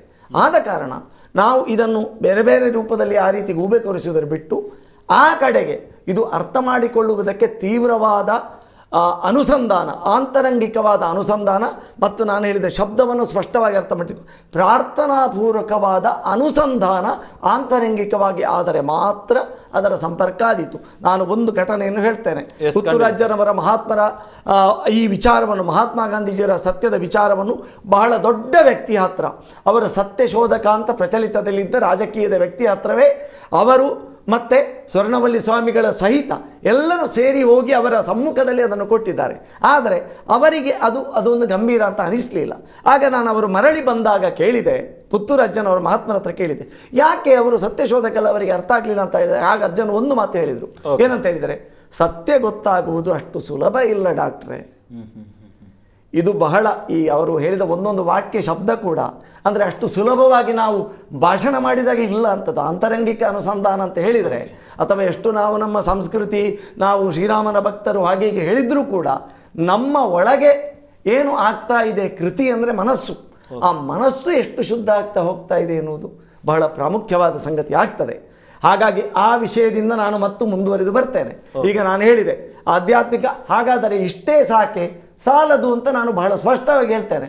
ಮಾಸ್ಕ್ ಹಾಕಿ, ಅಂತರ ಕಾಯ್ದುಕೊಳ್ಳಿ, ವ್ಯಾಕ್ಸಿನು ಇಷ್ಟಾದರೆ ಸಾಕು ಕರೋನಾ ತಡೆ ಕಟ್ಟುವುದಕ್ಕೆ ಅಂತ 1000 ಜನ ಹೇಳಿದ್ರು ನಾನು ಹೇಳ್ತೇನೆ ಇಷ್ಟು ಸಾಲದು ಅಂತ ನಾನು ಹೇಳ್ತೇನೆ. ಯಾಕೆಂದರೆ ಅದಕ್ಕೆ ನಾನು ಆ ಮಹಾತ್ಮರ ಸಂಪರ್ಕದಲ್ಲಿ ಕಂಡ ಸತ್ಯದ ಕಿಡಿಗಳು ಕಾರಣ. ನಾನು ಎರಡನ್ನು, ಇತ್ಲಾಗೆ ಆಧುನಿಕ ವಿಜ್ಞಾನವನ್ನು ನಾನು ನೋಡಿದ್ದೇನೆ, ಆ ಕಡೆ ಅಧ್ಯಾತ್ಮದ ಮುಖವನ್ನು ನೋಡಿದ್ದೇನೆ. ಆದ ಕಾರಣ ಇಷ್ಟು ಸಾಲದು ಅಂತ ಅದಕ್ಕೆ ನಾನು ಏನು ಉತ್ತರ ಅಂತ ಹೇಳಿ, ಹಾಗಾದರೆ ವ್ಯಾವಹಾರಿಕ ಸತ್ತೆಯಲ್ಲಿ ನಾವು ಏನೇನು ಮಾಡಬಹುದು ಅದನ್ನು ನಾವು ಅಸಡ್ಡೆ ಮಾಡುವ ಹಾಗಿಲ್ಲ. ಈಗ ನೀವು ಆಯುರ್ವೇದ ಅಂತ ಹೇಳಿದ್ರಿ, ಏನೆಲ್ಲ ಅಂತ ಹೇಳಿ, ಆಗ ನಾವು ಒಂದು ಪ್ರಾಮುಖ್ಯವಾದ ವಿಷಯವನ್ನು ಹೇಳಬೇಕಾಗ್ತದೆ. ನೆಲನೆಲ್ಲಿ, ನಾವು ನೆಲನೆಲ್ಲಿ ಅಂತ ಹೇಳ್ತೇವೆ. ನಾನು ಇದಕ್ಕೆ ಬಹಳ ಸ್ಪಷ್ಟವಾಗಿ ಆಧಾರ ಸಹಿತ ಉದಾಹರಣೆಗಳನ್ನು ಕೊಡ್ತೇನೆ. ಯಾಕೆಂದರೆ ನಮ್ಮಲ್ಲಿ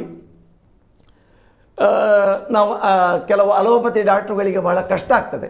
ನೆಲನೆಲ್ಲಿ ಕೆಲಸ ಮಾಡ್ತದೆ ಅಂತ ಹೇಳಲಿಕ್ಕೆ ಕಲ್ತದ್ದು ಅಡ್ಡ ಬರ್ತದೆ, ಅಥವಾ ಒಂದು ಉಭಯ ಸಂಕಟ ಉಂಟಾಗ್ತದೆ. ಅದು ಗೊತ್ತಾಗ್ತದೆ ಹೇಳದಿದ್ರು ಕೂಡ, ಆಂಗಿಕದಲ್ಲಿ ಗೊತ್ತಾಗ್ತದೆ. ಅಂಥವರಿಗೆ ಒಂದು ಮಾದರಿಯನ್ನು ನಾನು ಕೆಲವು ಹೇಳ್ತೇನೆ. ನೆಲನೆಲ್ಲಿ ಅದು ಇವತ್ತಿನ ವಿಷಯ ಅಲ್ಲ, ಆಯುರ್ವೇದದಲ್ಲಿ ಹೇಳಿದ ವಿಷಯ ಆದರೂ ಕೂಡ 1861ನೇ ಇಸವಿಯಲ್ಲಿ ವಿಜ್ಞಾನಿಗಳು ಅದರಿಂದ ಫಿಲಾಂತಿನ್ ಎಂಬ ಒಂದು ಅಂಶವನ್ನು ಪ್ರತ್ಯೇಕ ಮಾಡಿದರು.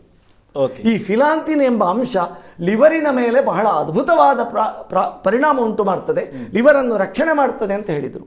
ಅದರ ಜೊತೆಗೆ ಕೆಲವೊಂದು ವಿಜ್ಞಾನಿಗಳು ಹೇಳಿದರು, ಲಿವರಿಗೆ ನಾವು ತಿಳಿದಷ್ಟು 10-12 ಕೆಲಸ ಅಲ್ಲ, 500ರಷ್ಟು ಕೆಲಸಗಳಿರ್ಬೋದು, ಅದು ದೊಡ್ಡ ಗ್ರಂಥಿ ದೇಹದ ಅಂತ ಹೇಳಿದರು. ಆದ ಕಾರಣ ಯಾವುದು ಲಿವರಿನ ಮೇಲೆ ಕೆಲಸ ಮಾಡ್ತದೆ ಅದು ಸಮಸ್ತ ದೇಹದ ಇವನ್ ಇಮ್ಯೂನ್ ಸಿಸ್ಟಮ್ನ ಮೇಲೆ ಕೂಡ ಕೆಲಸ ಮಾಡ್ತದೆ ಎನ್ನುವಂಥ ವಿಷಯ ನಮಗೆ ನಾವು ಗೊತ್ತಿಲ್ಲ ಅಂತೇಳಿ ಒಪ್ಪಿಕೊಳ್ಬೇಕಷ್ಟೆ. ಯಾಕೆಂದರೆ ವಿಜ್ಞಾನಿಗಳೇ ಹೇಳಿದ್ದಾರೆ ಅದರ ಕೆಲಸ 500 ಇರ್ಬೋದು, ನಮಗೆ ಗೊತ್ತಿಲ್ಲ ಅಂತ. ನಂತರ 1980ನೇ ಇಸ್ವಿಯಲ್ಲಿ ಜಗತ್ತಿನಾದ್ಯಂತ ನೆಲನೆಲ್ಲಿ ಗಮನ ಸೆಳೆಯಿತು. ಇವತ್ತಲ್ಲ, ಕೊರೋನಾ ಬಂದಾಗ ಅಲ್ಲ, 80ನೇ ಇಸ್ವಿಯಲ್ಲಿ.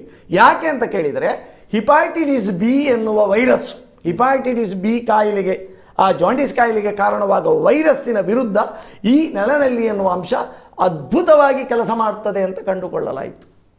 80ನೇ ಇಸ್ವಿಯಲ್ಲಿ ವಿಜ್ಞಾನಿಗಳು ಅದನ್ನು ಆಧಾರ ಸಹಿತ ಸಂಶೋಧನೆ ಮಾಡಿ ಪ್ರಬಂಧ ಮಂಡಿಸಿದ್ರು.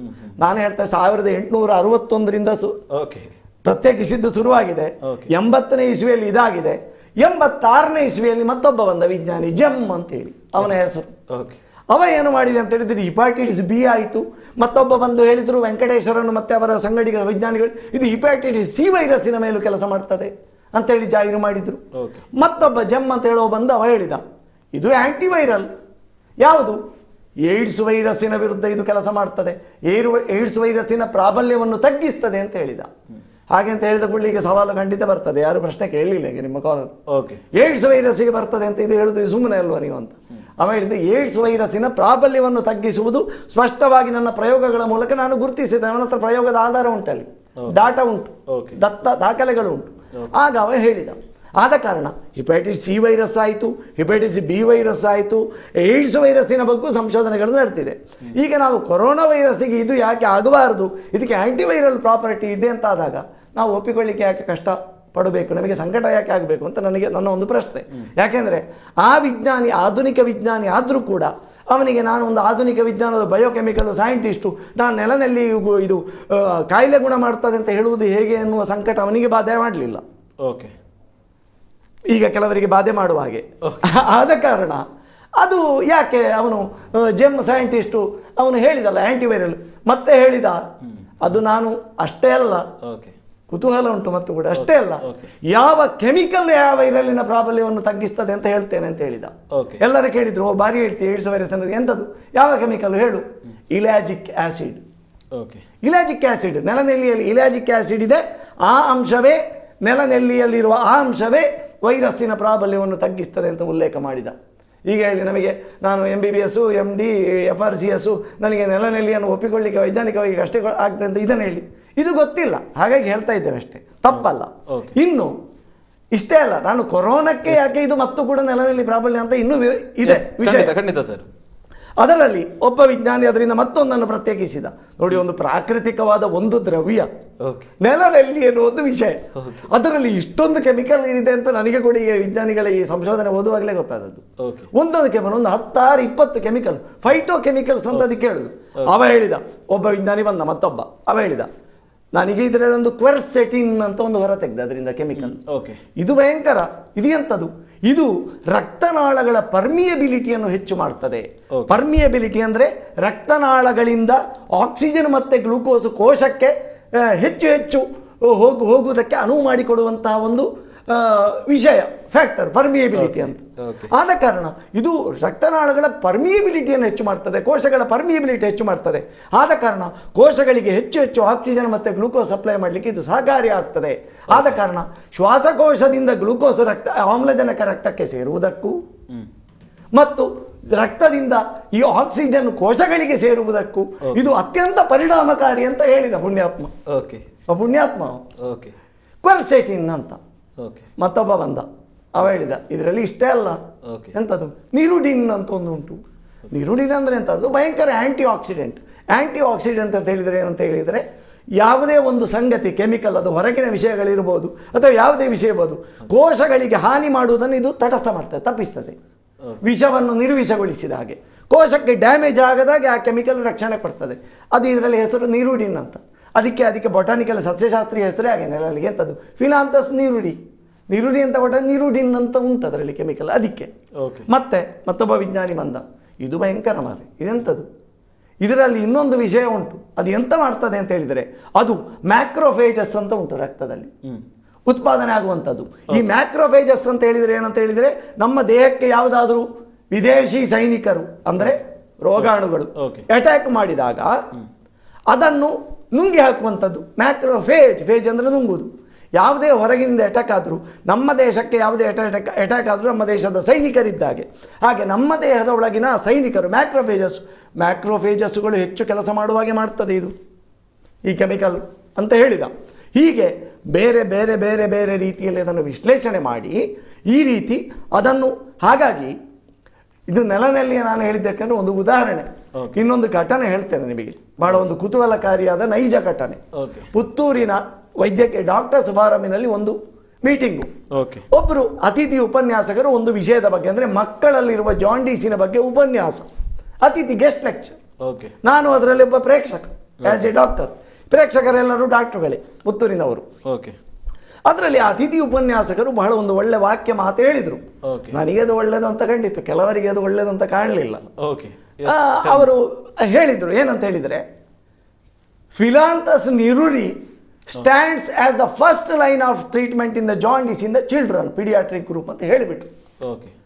ಇವರು ಭಾಷಣ ಎಲ್ಲ ಮುಗಿಯಿತು. ಮುಗಿದಾಗ ಈ ಸಭೆಯಲ್ಲಿದ್ದ ಒಬ್ಬರು MBBS MD ಡಾಕ್ಟ್ರು ಎದ್ದು ನಿಂತು ಪ್ರಶ್ನೆ ಕೇಳಿದ್ದು. ಸರ್, ಯಾಕೆಂದರೆ ಅವರು ನನ್ನ ಹತ್ರವೇ ಒಮ್ಮೆ ವಾದ ಮಾಡಿದ್ದಾರೆ, ನಿಮ್ಮ ಈ ಗಿಲಮೂಲಿಕೆ ಆಯುರ್ವೇದ ಎಲ್ಲ ಬ್ಲ್ಯಾಕ್ ಥಿಯರಿ ಅಂತ ನನ್ನ ಹತ್ರ ವಾದ ಮಾಡಿದ್ದಾರೆ. ಹಾಗಾಗಿ ನನಗೆ ಅನಿಸಿತ್ತು ಇದು ಇವರಿಗೆ ಹೆಚ್ಚು ಪತ್ತೆ ಆಗಿರ್ಲಿಕ್ಕಿಲ್ಲ ಅಂತ. ಅವರು ಈಗ ಇದ್ದಾರೆ ಗೊತ್ತಿಲ್ಲ, ಈಗ ಎಲ್ಲಿದ್ದಾರೆ ಗೊತ್ತಿಲ್ಲ ನನಗೆ, ನಾನು ಮತ್ತೆ ಅವರನ್ನು ಕಾಣಲಿಲ್ಲ. ಅವರು ಎದ್ದು ನಿಂತು ಕೇಳಿದರು, sir what is that phyllanthus niruri ಅಂತ ಕೇಳಿದರು. ಅದಕ್ಕೆ ಅತಿಥಿ ಉಪನ್ಯಾಸಕರು ಏನು ಹೇಳಿದರು ಅಂದರೆ, it is commonly called as nelanelli, it is found in the houses surroundings ಅಂತ ಹೇಳಿದರು. ಹಾಗೆ ಪ್ರಶ್ನೆ ಕೇಳಿದವರು ಹೇಗೆ ಎದ್ದು ನಿಂತರು ಹಾಗೆ ಗೊತ್ತರು ವಿಷಯ. ಆದ ಕಾರಣ ಒಂದು ನಮಗೆ ಗೊತ್ತಿಲ್ಲದ ಒಂದು ಕಪ್ಪು ಭಾಗ ಇದೆ, ವಿಷಯ ಗೊತ್ತಿಲ್ಲ. ಹಾಗೆ ಗೊತ್ತಿಲ್ಲದ ವಿಷಯವನ್ನು ನಾವು ನಿರಾಕರಣೆ ಮಾಡುವುದು, ಅದು ನಾನು ಹೇಳಿದ ಯೋಗ ಮಾರ್ಗ ಇರ್ಬೋದು, ಪ್ರಾರ್ಥನೆಯ ಮಾರ್ಗ ಇರ್ಬೋದು. ನನಗೆ ಗೊತ್ತಿಲ್ಲ ಅಂತ ಗೊತ್ತಾದರೆ ಜ್ಞಾನದ ಇನ್ನೊಂದು ಕವಲು ತೆರೆದುಕೊಳ್ತದೆ. ಗೊತ್ತುಂಟು ಅಂತ ಗೊತ್ತಿರುವುದು ಜ್ಞಾನಕ್ಕೆ ಅಡ್ಡಿ ಆಗ್ತದೆ. ಈ ಗೊತ್ತುಂಟು ಅಂತ ಗೊತ್ತಿರುವುದೇ ಸಮಸ್ಯೆ ಆಗುವುದು, ಈ ಕಲ್ತದ ಅಡ್ಡ ಬರ್ತದೆ ಇನ್ನೊಂದನ್ನು ಕಲೀಲಿಕ್ಕೆ. ಆದ ಕಾರಣ ಈ ವಿಚಾರವನ್ನು ಇಟ್ಟುಕೊಂಡು ನಾನು ಅದರ ಜೊತೆಗೆ ಒಂದು ಘಟನೆ ಹೇಳ್ತೇನೆ. ಯಾಕೆಂದ್ರೆ ಅದು ಇಲ್ಲ ಇದು ಇಲ್ಲ, ಈ ತುಂಬಾ ವಿಚಾರವಾದದ ಬಾರಿ ತಾರ್ಕಿಕ ಮಾತಾಡ್ತಾರಲ್ಲ, ನೀವು ಸರಿಯಾದ ವಿಜ್ಞಾನಿ ಹತ್ರ ಕೇಳಿದರೆ, ಐನ್ಸ್ಟೈನ್ ಅಂತ ಯಾರ ಹತ್ರ ಕೇಳಿದ್ರಂತೆ ದೇವರಿದ್ದಾನ ಅಂತ. ಐನ್ಸ್ಟೈನ್ ಅನ್ನು ನಾಸ್ತಿಕ ಅಂತ ಗುರುತಿಸುತ್ತಾರೆ, ನಾನು ಗುರುತಿಸುವುದಿಲ್ಲ. ಯಾರೋ ಕೇಳಿದ್ರಂತೆ ದೇವರಿದೆ, ಅದಕ್ಕೆ ಐನ್ಸ್ಟೈನ್ ಉತ್ತರ ಅಂತ ಗೊತ್ತುಂಟ? ವಂಡರ್ಫುಲ್, ವಿಜ್ಞಾನಿ ಹೌದು. ಏನಂತ ಕೇಳಿದರೆ, ನನ್ನ ಕಣ್ಣಿಗೆ ಕಾಣುವ ಆಕಾಶಕಾಯ ನಕ್ಷತ್ರ ನಿಹಾರಿಕೆಗಳೇ ಎಂತ ಅಂತ ಕಂಡುಹಿಡಿಯಲಿಕ್ಕೆ ಕಷ್ಟ ಉಂಟು, ಇದರ ವಿಷಯವೇ ನಮಗೆ ಸರಿಯಾಗಿ ಗೊತ್ತಿಲ್ಲ, ಇನ್ನು ಕಣ್ಣಿಗೆ ಕಾಣದ ಒಂದು ಸಂಗತಿಯನ್ನು ನಾನು ಇಲ್ಲ ಅಂತ ಹೇಗೆ ಹೇಳೋದು ಅಂತ. ಅಸಹಾಯಕತೆ ಅಂದರೆ ಗೊತ್ತಿಲ್ಲ ಅಂತ. ಆಗ ವಿಜ್ಞಾನ ತೆರೆದುಕೊಳ್ತದೆ ಅಂತ, ವಿಜ್ಞಾನ ಅದನ್ನು ತೋರಿಸಿಕೊಡ್ತದೆ, ಅದು ವಿಜ್ಞಾನ.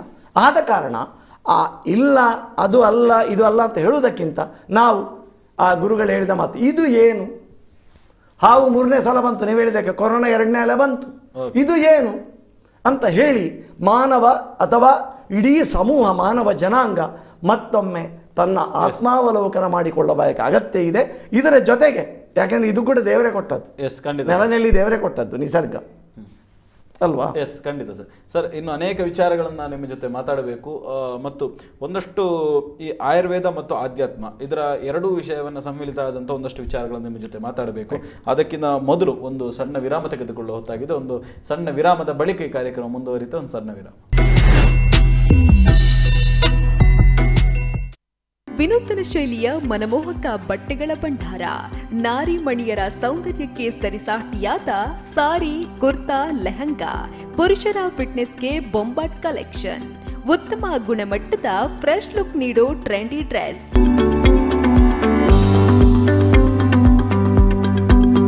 ನಿಮ್ಮ ಮನೆಯಲ್ಲಿ ಮದುವೆ ಸಮಾರಂಭ ಇದೆಯಾ? ಬಟ್ಟೆ ಪರ್ಚೇಸ್ ಮಾಡುವುದಕ್ಕೆ ಮಳಿಗೆಗಳ ಹುಡುಕಾಟದಲ್ಲಿದ್ದೀರಾ? ಹಾಗಾದ್ರೆ ಇಂದೇ ಭೇಟಿ ನೀಡಿ ಶ್ರೀ ದುರ್ಗಾ ಟೆಕ್ಸ್ಟೈಲ್ಸ್, ಹಾಸನ್ ಟವರ್, ಉಪ್ಪಿನಂಗಡಿ. ಸಂಪರ್ಕಿಸಿ 08256295208. ನಮ್ಮ ಇತರ ಶಾಖೆಗಳು ಉಜಿರೆ, ಬೆಳ್ತಂಗಡಿ, ಮಡಂತ್ಯಾರು, ಬಂಟ್ವಾಳ.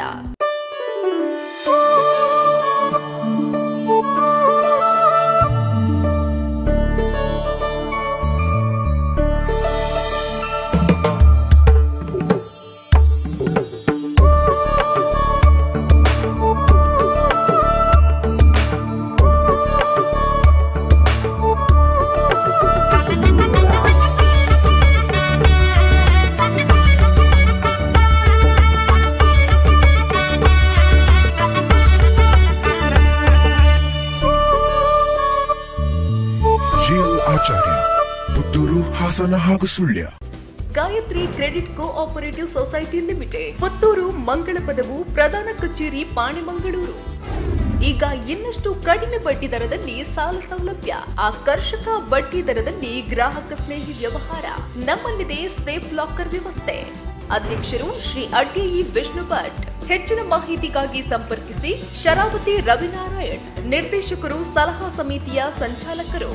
9844193255. 1ನೇ ಮಹಡಿ, ಮುಳಿಯ ನೆಸ್ಟ್ ವಾಣಿಜ್ಯ ಸಂಕೀರ್ಣ, ಪುತ್ತೂರು, ದಕ್ಷಿಣ ಕನ್ನಡ. 574201 08251231305. ಸ್ವಾಸ್ಥ್ಯ ನೇಚರ್ ಕ್ಯೂರ್ ಯೋಗ ಮತ್ತು ಪ್ರಕೃತಿ ಚಿಕಿತ್ಸಾ ಕೇಂದ್ರ, ಪುತ್ತೂರಿನ ಸುಸಜ್ಜಿತ ನೇಚರ್ ಕ್ಯೂರ್ ಸೆಂಟರ್. ಯೋಗ ಮತ್ತು ಪ್ರಕೃತಿ ಚಿಕಿತ್ಸೆ ಮೂಲಕ ಅನಾರೋಗ್ಯ ನಿವಾರಣೆ.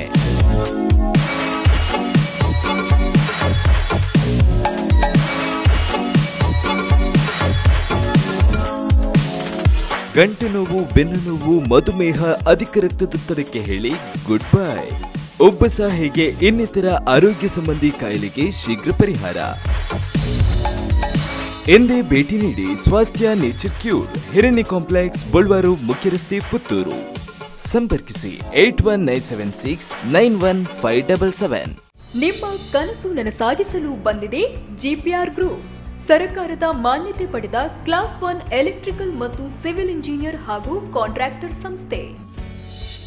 ಅತಿ ಕ್ಲಿಪ್ತ ಸಮಯದಲ್ಲಿ ಎಲೆಕ್ಟ್ರಿಕಲ್, ಬಿಲ್ಡಿಂಗ್, ಕನ್ಸ್ಟ್ರಕ್ಷನ್ ಕೆಲಸ. ಕಚೇರಿ 3/1 Shri Muneshwara estate, police station ರಸ್ತೆ, ಪೀಣ್ಯ, ಬೆಂಗಳೂರು 58.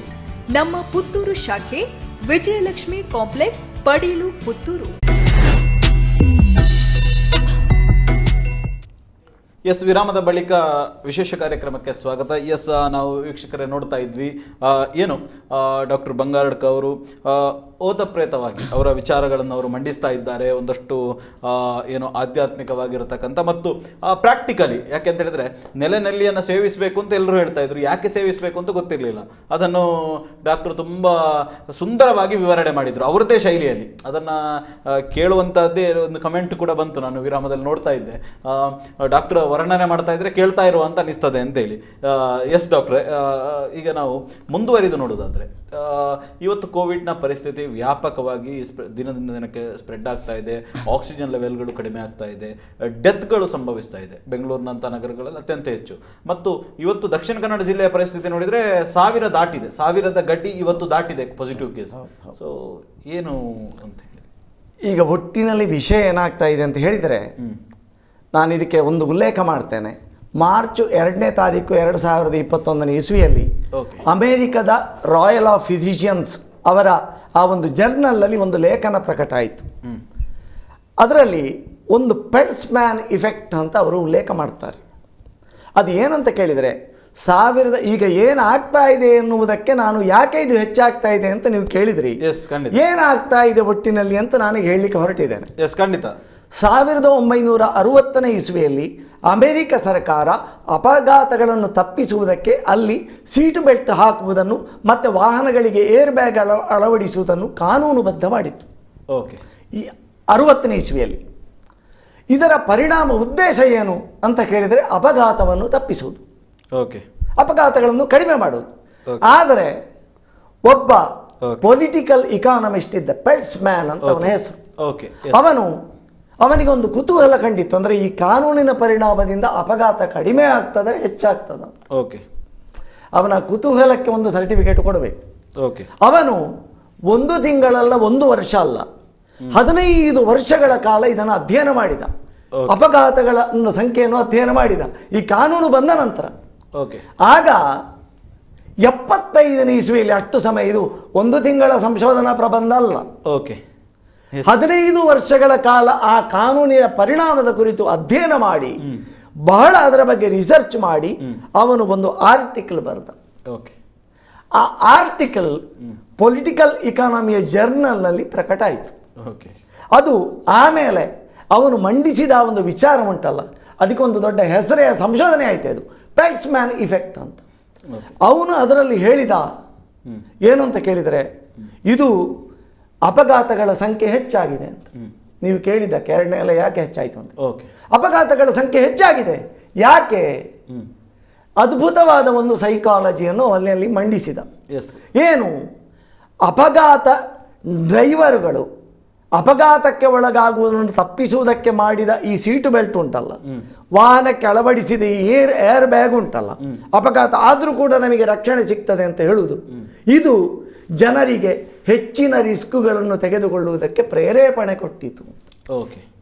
ಅದ್ಭುತವಾದ ಮಂಡನೆ. ಅಂದರೆ ಇದು ಬಂದಾಗ, ಏರ್ ಬ್ಯಾಗು ಮತ್ತು ಸೀಟು ಬೆಲ್ಟ್ ಬಂದಾಗ ಅಪಘಾತದಿಂದ ಏನಾಗುವುದಿಲ್ಲ ಎನ್ನುವ ಇದರಿಂದ ಡ್ರೈವರ್ಗಳು, ವಾಹನ ಚಾಲಕರು ವಿಪರೀತವಾದ ಅಸಡ್ಡೆಯನ್ನು ವಾಹನ ಚಾಲನೆಯಲ್ಲಿ ತೋರಿದ್ರು.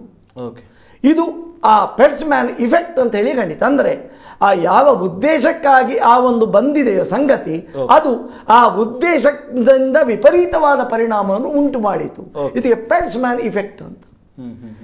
ಸಕ್ಕರೆಗೆ ಕಾಯಿಲೆ ಈಗ ಹೆಚ್ಚಾಗ್ತಾ ಇದೆ ಜಗತ್ತಿನಲ್ಲಿ. ಯಾಕೆ ಅಂತ ಕೇಳಿದರೆ ಏನು ಹೇಳಿ? ಇನ್ಸುಲಿನ್ ಉಂಟು, ಆದ ಕಾರಣ ಹೆಚ್ಚಾಗ್ತದೆ. ಯಾಕಂದರೆ ಇನ್ಸುಲಿನ್ ಉಂಟು, ಮಾತ್ರೆ ಉಂಟು ಅಂತ ಹೇಳಿ ಆಹಾರದಲ್ಲಿ ಆಗಲಿ ಜೀವನ ಶೈಲಿಯಲ್ಲಾಗಲಿ ಯಾರೂ ನಿಯಮವನ್ನು ಮಾಡ್ತಾ ಇಲ್ಲ, ಜಾಗ್ರತೆಯನ್ನು ಮಾಡ್ತಾ ಇಲ್ಲ. ಪರಿಣಾಮವಾಗಿ ಸಕ್ಕರೆ ಕಾಯಿಲೆ ಹೆಚ್ಚಾಗ್ತಾ ಇದೆ. ಈ ಇನ್ಸುಲಿನ್ ಮಾತ್ರೆಗಳು ವೈದ್ಯರಿದ್ದಾರೆ ಎನ್ನುವ ಧೈರ್ಯವೇ ಸಕ್ಕರೆ ಕಾಯಿಲೆ ಕುರಿತಾದ ಆ ಅಸಡ್ಡೆಯನ್ನು ತೋರುವುದಕ್ಕೆ ಕಾರಣ ಆಯಿತು. ಆದ ಕಾರಣ ರಾಯಲ್ ಸೊಸೈಟಿ ಆಫ್ ಜರ್ನಲ್ ಪ್ರಕಟಿಸಿದ ಆ ವೈದ್ಯಕೀಯ ಲೇಖನದಲ್ಲಿ, ಕೋವಿಡ್ ಬಗ್ಗೆ ಸಂಬಂಧಪಟ್ಟ ಲೇಖನದಲ್ಲಿ ಏನು ಹೇಳಿದರು ಅಂತ ಕೇಳಿದರೆ, ಕೋವಿಡ್ ಲಸಿಕೆ ಬಂದಿದೆ, ಆ ಬಂದದ್ದೇ ಕೋವಿಡ್ ಸಂಖ್ಯೆ ಹೆಚ್ಚಾಗುವುದಕ್ಕೆ ಕಾರಣ ಆಯಿತು ಅಂತ. ಎರಡನೇ ಅಲೆ ಯಾಕೆ ಯಾಕೆ ಅಂತ ಕೇಳಿದರೆ ಅವರು ಹೇಳ್ತಾರೆ, ಅಂದರೆ ಎಲ್ಲರಲ್ಲಿಯೂ ಒಂದು ಹುಂಬ ಧೈರ್ಯ ಬಂದಿದೆ ಅಂತ. ಲಸಿಕೆ Vaccine ಇದೆ, ಲಸಿಕೆ ಏನಾಗುದಿಲ್ಲ. ಉಂಟಲ್ಲ, ಲಸಿಕೆ ತೆಗೆದುಕೊಂಡ್ರೆ ನನಗೆ ಏನಾಗುವುದಿಲ್ಲ. ಯಾಕಂದ್ರೆ ಇಷ್ಟರವರೆಗೆ ಎಲ್ಲ ಲಸಿಕೆಗಳು ಬಂದಿದೆಲ್ಲ, ರ್ಯಾಬಿಸ್ ಲಸಿಕೆ, ಪೋಲಿಯೋ ಲಸಿಕೆ ಬಂದ ಕೂಡಲೇ ಸಕ್ಸಸ್ ಅಂತ ಲೆಕ್ಕ, ಯಶಸ್ವಿ. ಒಂದು ಕಾಯಿಲೆಗೆ ಲಸಿಕೆ ಇಷ್ಟವರೆಗೆ ಆದದ್ದು ಹಾಗೆ ಚರಿತ್ರೆದಲ್ಲಿ ತೋರಿಸ್ತದೆ. ಆದರೆ ಕೊರೋನಾದ ವಿಷಯದಲ್ಲಿ ಮಾತ್ರ ಅದು ಭಿನ್ನವಾಗಿದೆ.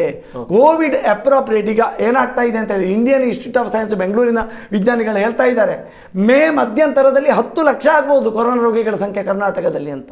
ಲಾಕ್ಡೌನ್ ಇದ್ರೂ ಕೂಡ ಅಂತ ಸೇರಿಸಿದ್ದಾರೆ ವಾಕ್ಯ. ಅಂದ್ರೆ ಏನಾಗ್ತಾ ಇದೆ ಅಂತ ಹೇಳಿದೆ, ಲಸಿಕೆ ಬಂದಿದೆ ಅಥವಾ ಒಂದು ಹುಚ್ಚು ಭರವಸೆಗಳು ಏನಾಗುವುದಿಲ್ಲ. ಇದು ಯಾವುದು ಕೂಡ ವೈರಸ್ ಅನ್ನು ಸಾಯಿಸ್ತಾ ಇಲ್ಲ. ವೈರಸ್ ನಮ್ಮ ದೇಹಕ್ಕೆ ಬರಬಹುದು. ಆದ ಕಾರಣ ನಾವು ಮಾಸ್ಕ್ ಹಾಕುವುದನ್ನು, ಸಾಮಾಜಿಕ ಅಂತರ ಕಾಯ್ದುಕೊಳ್ಳುವುದನ್ನು, ಕೈ ತೊಳೆಯುವುದನ್ನು ನಾವು ಪಾಲಿಸಬೇಕು. ಯಾಕೆಂದರೆ ನಾವು ಮಹಾತ್ಮರಲ್ಲ ಎಂಬ ಒಂದು ಬೇಸಿಕ್ ತಳಮಟ್ಟದ ಪ್ರಜ್ಞೆ ನಮ್ಮಲ್ಲಿ ಜಾಗೃತ ಆಗಿದ್ದರೆ, ಯಾಕೆಂದರೆ ಮಹಾತ್ಮ ಗಾಂಧಿ ಮಾಡಿದ್ದನ್ನು, ರಾಮಕೃಷ್ಣ ಪರಮಹಂಸರು ಮಾಡಿದ್ದು, ವಿವೇಕಾನಂದರು ಮಾಡಿದ್ದನ್ನು ನಾನು ಅನುಕರಣೆ ಮಾಡಲಿಕ್ಕೆ ಹೊರಟ್ರೆ ನಾನು ಪರಿಣಾಮದಲ್ಲಿ ವಿಪರೀತವನ್ನು ಎದುರಿಸಬೇಕಾದೀತು. ಆದರೆ ಅನುಕರಣೆ ಬೇರೆ, ಅನುಸಂಧಾನ ಬೇರೆ. ಅದಕ್ಕೆ ನಾನು ಹೇಳಿದ್ದು ಅನ್ವೇಷಣೆ, ಅನುಸಂಧಾನ, ಅನುಸಂಧಾನ, ಅನ್ವೇಷಣ, ಅನುಸರಣ. ಹೀಗೆ ಆ ಅನುಸರಣ ಎನ್ನುವಂಥದ್ದು ಅವರು ಹೇಳಿದ್ದನ್ನು ಪಾಲಿಸುವಂಥದ್ದು, ಅದರ ಮೂಲಭೂತ ವಿವೇಕವನ್ನು ಇಟ್ಟುಕೊಂಡು. ಆದ ಕಾರಣ ಈಗ ಯಾಕೆ ಹೆಚ್ಚಾಗ್ತಾ ಇದೆ ಅಂತ ಕೇಳಿದರೆ, ಈ ಒಂದು ಅಂಶ ಬಹಳ ಪೆಂಟ್ಸ್ ಮ್ಯಾನ್ ಇಫೆಕ್ಟ್ ಖಂಡಿತವಾಗಿ ಇದರಲ್ಲಿ ಪ್ರಧಾನ ಪಾತ್ರ ವಹಿಸ್ತದೆ. ಯಾಕೆಂದ್ರೆ ಒಂದು ವಿಚಿತ್ರವಾದ ಧೈರ್ಯ ಬಂದು ಬಟ್ಟಿದೆ, ಈಗ ಏನಾಗುದಿಲ್ಲ ಲಸಿಕೆ ತಗೊಂಡ್ರೆ. ಎಸ್ ಡಾಕ್ಟರ್, ಈಗ ನೀವು ಹೇಳ್ತಾ ಇರೋದು ಹೌದು, ನಾವೀಗ ಕೂಪದಲ್ಲಿ ಬಿದ್ದಾಗಿದೆ. ಹೊರ ಬರುವುದು ಹೇಗೆ ಅಂತ ಎಲ್ಲರೂ ಒದ್ದಾಡ್ತಾ ಇರೋದು ಅದಕ್ಕೆ. ಹೊರ ಬರುವುದು ಹೇಗೆ, ಇನ್ನು ಹೆಚ್ಚಾಗಿ ಸ್ಪ್ರೆಡ್ ಆಗದಂತೆ ತಡೆಯುವುದು ಹೇಗೆ, ಈ ಲಕ್ಷ್ಯಕ್ಕೆ ಹೋಗೋದಾಗೆ ಅಲಕ್ಷ್ಯ ಮಾಡದೆ ಕಾಪಾಡಿಕೊಳ್ಳುವುದು ಹೇಗೆ ಅಂತ ವಿಷಯ. ಈಗ ಅದಕ್ಕೆ ಸಂಬಂಧಿಸಿದ ಜಾಗರೂಕತೆಯ ಎಲ್ಲ ಸಂಗತಿಗಳನ್ನು ಈಗ ಹಲವಾರು ಎಪಿಸೋಡ್ಗಳಲ್ಲಿ ಮಾಧ್ಯಮಗಳಲ್ಲಿ ಬರ್ತಾ ಇದೆ. ಯಾಕಂದ್ರೆ ಇದು ಮಾಸ್ಕ್ ಹಾಕಿಕೊಳ್ಳಿ, ಅಂತರ ಕಾಯ್ದುಕೊಳ್ಳಿ, ನಾನು ಮತ್ತೆ ಪುನರಾವರ್ತನೆ ಮಾಡಿದಾಗ ಆಗ್ತದೆ. ಆದರೆ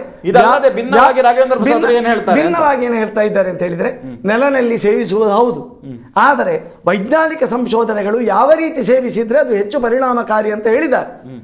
ನೆಲನೆಲ್ಲಿಯನ್ನು ಕಷಾಯ ಮಾಡಿ ಕುಡಿಯುವುದಕ್ಕಿಂತಲೂ, ಸ್ಪಷ್ಟ ಅರ್ಥ ಮಾಡಿಕೊಳ್ಬೇಕು ವಾಕ್ಯ, ಕಷಾಯ ಮಾಡಿ ಕುಡಿಯುವುದಕ್ಕಿಂತಲೂ ನೆಲನೆಲ್ಲಿಯನ್ನು ತಾಜಾ ರೂಪದಲ್ಲಿ ಅದರ ರಸವನ್ನು ಅಥವಾ ಅದನ್ನು ಮಜ್ಜಿಗೆಯಲ್ಲಿ ಇದು ಮಾಡಿ ತಂಬುಳಿ ಅಂತ ನಾವು ಹೇಳ್ತೇವೆ, ಆ ಥರ ಸೇವಿಸಿದರೆ ಅದು 100ಕ್ಕೆ 100ರಷ್ಟು ಪರಿಣಾಮವನ್ನು ಬೀರಬಲ್ಲುದು ಎಂಬ ಸಂಗತಿಯನ್ನು ಹೇಳಿದ್ದಾರೆ. ಕಷಾಯ ಮಾಡಿದರೆ ಯಾಕೆ ಅಲ್ಲ ಅಂತ, ಕಷಾಯ ಮಾಡಿದರೆ ಅಲ್ಲ ಅಂತಲ್ಲ, ಯಾರಿಗಾದರೂ ಆ ತಾಜಾ ರೂಪದಲ್ಲಿ ಸೇವಿಸಲಿಕ್ಕೆ ಸಾಧ್ಯ ಅಲ್ಲದಿದ್ದರೆ ಕಷಾಯದ ರೂಪದಲ್ಲಿ ಸೇವಿಸಬಹುದು. ಕಷಾಯ ಮಾಡಿದಾಗ ಅದರಲ್ಲಿರುವ ಆಕ್ಟಿವ್ ಇಂಗ್ರೀಡಿಯೆಂಟ್ಸ್ ಅಂತ ಈಗ ನಾನು ಆಗಲೇ ಹೇಳಿದೆ, ಅದನ್ನು ಪುನರಾವರ್ತನೆ, ಅದರ ಎಫಿಕಸಿ ಕಮ್ಮಿ ಆಗ್ತದೆ ಅಂತ, ಆ ರಾಸಾಯನಿಕಗಳ ಎಫಿಕಸಿ ಕಡಿಮೆ ಆಗ್ತದೆ. ಒಂದು ಇವನು ತುಳಸಿಯದ್ದು ಕೂಡ, ತುಳಸಿಯನ್ನು ಕೂಡ ಶಾರಂಗಧರ ಸಂಹಿತೆ ಅಂತೇಳಿ ಆಯುರ್ವೇದ ಸಂಹಿತೆ ಹೇಳಿದ್ದಾರೆ, ಅಲ್ಲಿ ಸ್ಪಷ್ಟ ಉಲ್ಲೇಖ ಮಾಡಿದ್ದಾರೆ. ತುಳಸಿಯನ್ನು ಬಾಯಿಯಲ್ಲಿ ಜಗಿದು ಇದನ್ನು ಮುಖಪಿಷ್ಟ ಕಲ್ಕ ಅಂತ ಹೇಳಿದ್ದಾರೆ ಅಲ್ಲಿ. ಕಷಾಯ ಮಾಡಿ ಇದೆಲ್ಲ ಮಾಡುವುದಕ್ಕಿಂತಲೂ ಮುಖಪಿಷ್ಟ ಮಾಡಿ ಸೇರಿಸಿದರೆ ಇದು ಎಂತ ಭಯಂಕರ, ನಿಮ್ಮ ಇದನ್ನು ಸಿಂಹ ಇದ್ದಾಗೆ ಅಂತ, ಆನೆಯನ್ನು ಕಂಟ್ರೋಲ್ ಮಾಡಲಿಕ್ಕೆ ಸಿಂಹ ಇದ್ದಾಗೆ ಅಂತ. ಆದ ಕಾರಣ ತುಳಸಿಯನ್ನು ನಾವು ಕಷಾಯ ಮಾಡಿ ಬಹಳ ವಿಕಾರ ಮಾಡಿ ಸೇವಿಸುವುದಕ್ಕಿಂತಲೂ ತುಳಸಿಯ ಎಲೆಯನ್ನು ಇದು ಮಾಡಲಿಕ್ಕೆ ಸುಲಭ, ಕೆಲಸ ಕಡಿಮೆ. ತುಳಸಿಯನ್ನು ಬಾಯಿಗೆ ಹಾಕಿ, ಯಾಕೆಂದರೆ ಲಾಲಾರಸದೊಟ್ಟಿಗೆ ಸಲೈವದೊಟ್ಟಿಗೆ ಸೇರಿದಾಗ ಅದರ ಕ್ರಿಯಾಶೀಲತೆ ಹೆಚ್ಚಾಗ್ತದೆ, ಎಫಿಕಸಿ ಜಾಸ್ತಿ ಆಗ್ತದೆ ಎಂಬ ವೈಜ್ಞಾನಿಕ ಅಂಶವೂ ಇದೆ. ನೆಲನೆಲ್ಲಿಯನ್ನು ಹಾಗೆ ಅದರ ರಸವನ್ನು ಸೇವಿಸಿದರೆ ಅದು ಅತ್ಯಂತ ಪ್ರಭಾವಶಾಲಿ ಅಂತ. ಮತ್ತೆ ಇನ್ನು ಜೊತೆಗೆ ನಾವು ಅರಸಿನ ಆಂಟಿ ಆಕ್ಸಿಡೆಂಟ್ಸ್ ಅಂತ ನಾನು ಹೇಳಿದೆ, ಕನ್ನಡದಲ್ಲಿ ಹೇಳುವುದಿದ್ರೆ ಔಷಧಿಯೇ ಜಾಡಮಾಲಿ ಅಂತ, ಕೋಶಗಳನ್ನು ಸುಸ್ಥಿತಿಯಲ್ಲಿ ಇಡುವಂಥದ್ದು, ನಮ್ಮ ಇಮ್ಯುನಿಟಿಯನ್ನು ಉಳಿಸಿಕೊಳ್ಳುವಂಥದ್ದು. ಈ ರೀತಿಯ ಸಂಗತಿಗಳನ್ನು ನಾವು ದಿನನಿತ್ಯ, ಕೆಲವರು ಕೇಳ್ತಾರೆ ಯಾವಾಗ ನಿಲ್ಲಿಸಬೇಕು ಅಂತ, ಅಂದರೆ ಎಷ್ಟು ದಿನ ತಗೊಳ್ಬೇಕು ಅಂತ. ಇಲ್ಲಿ ನಿಲ್ಲಿಸುವ ವಿಷಯ ಇಲ್ಲ, ಅದನ್ನು ದಿನನಿತ್ಯ ಸೇವಿಸುವಂಥದ್ದು. ಮತ್ತೆ ಇನ್ನೊಂದು ಉಲ್ಲೇಖ ಮಾಡ್ತೇನೆ, ಇದನ್ನು ಬಹುಶಃ ಯಾರು ಉಲ್ಲೇಖ ಮಾಡಲಿಲ್ಲ ಅಂತ ನನಗೆ ಕಾಣ್ತದೆ. ಆಯುರ್ವೇದದಲ್ಲಿ ಶಾಲಿಗ್ರಾಮ ನಿಘಂಟು ಅಂತ ಬಹಳ ಶಾಸ್ತ್ರೀಯವಾದ ಒಂದು ಗ್ರಂಥ ಇದೆ. ಆ ನಿಘಂಟಿನಲ್ಲಿ ಒಬ್ಬ ಸಾಧು ಬರ್ತಾನೆ, ಆ ಊರಿನಲ್ಲಿ ಎಲ್ಲರೂ ಸಾಯ್ತಾ ಇರ್ತಾರೆ, ಸಾಯ್ತಾ ಇರುವಾಗ ಒಬ್ಬ ಸಾಧು ಬರ್ತಾನೆ. ಸಾಧು ಬಂದು ಅಲ್ಲಿ ಆ ಊರಿನ ಕಾಯಿಲೆ ಇದ್ದವರಿಗೆಲ್ಲ ಒಂದು ವಸ್ತುವನ್ನು ಹಂಚುತ್ತಾ ಹೋಗ್ತಾನೆ, ಅವನ ಜೋಳಿಗೆಯಿಂದ ತೆಗೆದು. ಎಸ್ ಡಾಕ್ಟರ್, ಈ ಮಧ್ಯದಲ್ಲಿ ಒಬ್ರು ಕಾಲರ್ ಇದ್ದಾರೆ, ಅವರನ್ನ ಮಾತನಾಡಿಸೋಣ. ಸರ್ ನಮಸ್ತೆ. ನಮಸ್ತೆ, ನನ್ನ ಹೆಸರು ಉಲ್ಲಾಸ್ ಅಂತ ಹೇಳಿ. ಓಕೆ, ನನ್ನ ಹತ್ರ ನನಗೆ 2 ಪ್ರಶ್ನೆ ಕೇಳಬೇಕಿತ್ತು. ಎಸ್ ಕೇಳಿ, ಖಂಡಿತ ಕೇಳಿ. ಈಗ ಎಲ್ಲ ಕಡೆ ಪ್ರಸಿದ್ಧ ಅಂದ್ರೆ ಸುದ್ದಿ ಆಗ್ತಾ ಇರುವಂತ ಲಿಂಬೆ ರಸ ಮೂಗಿಗೆ ಬಿಡುವಂತದ್ದು.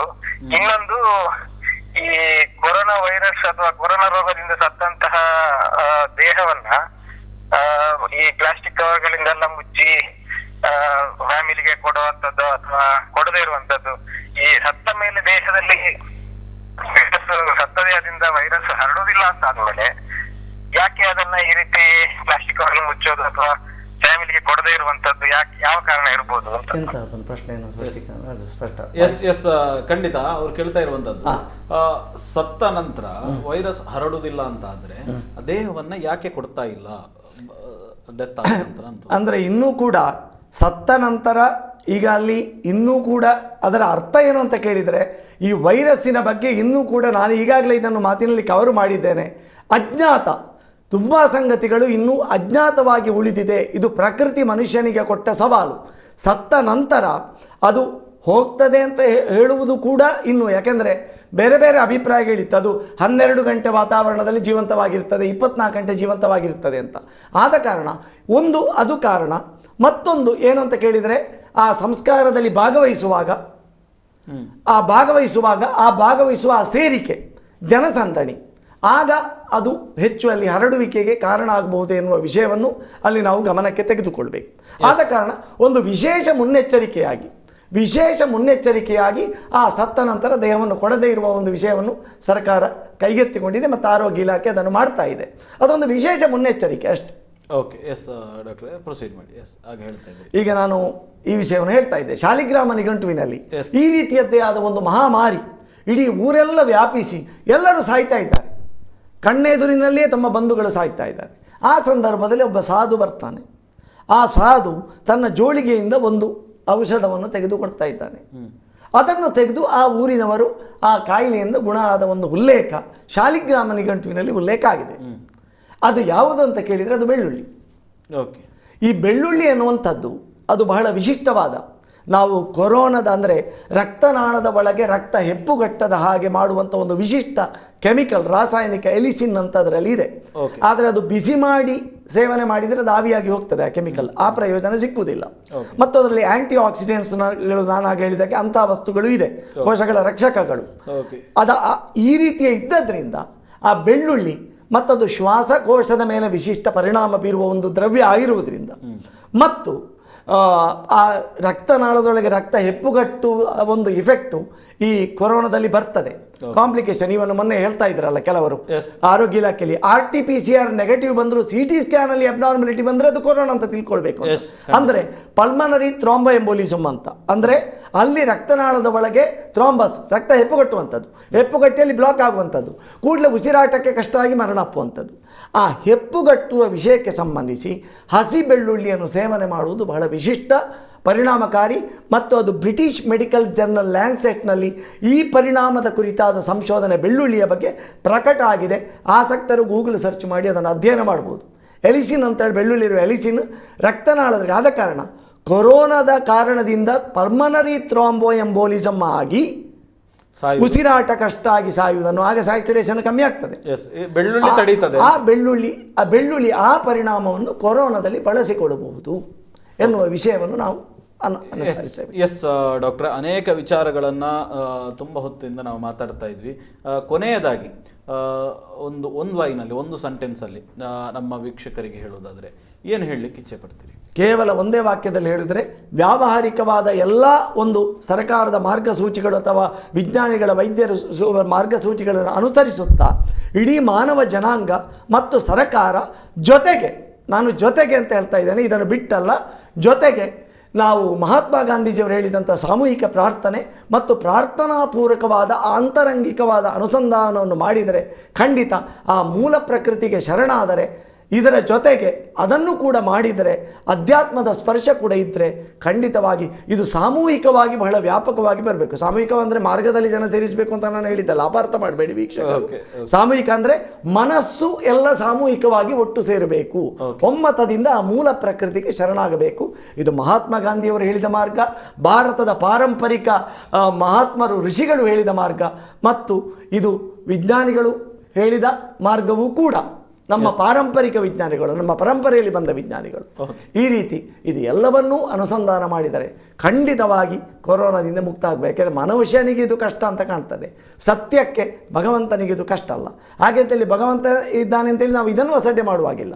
ಎರಡನ್ನು ಜೊತೆಯಲ್ಲಿ ಇಟ್ಟುಕೊಂಡು ಸಮಗ್ರ ಹೊಲಿಸ್ಟಿಕ್ ಆಗಿ ನಾವು ಪ್ರಯತ್ನ ಮಾಡಿದರೆ, ಜೊತೆಗೆ ನಮ್ಮ ಅಸಹಾಯಕತೆಯನ್ನು ಕೂಡ ನಾವು ನಮ್ಮ ವಿವೇಕಕ್ಕೆ ತಂದುಕೊಂಡ್ರೆ, ಆ ಶಕ್ತಿಗೆ ಶರಣಾದರೆ, ನಿಯಮಗಳನ್ನು ಪಾಲನೆ ಮಾಡಿದರೆ ಎಲ್ಲ ಒಟ್ಟು ಸೇರಿ ಆಗ ಸಮಗ್ರವಾಗಿ ಈ ಕೊರೋನಾದಿಂದ ಮುಕ್ತ ಆಗಬಹುದು.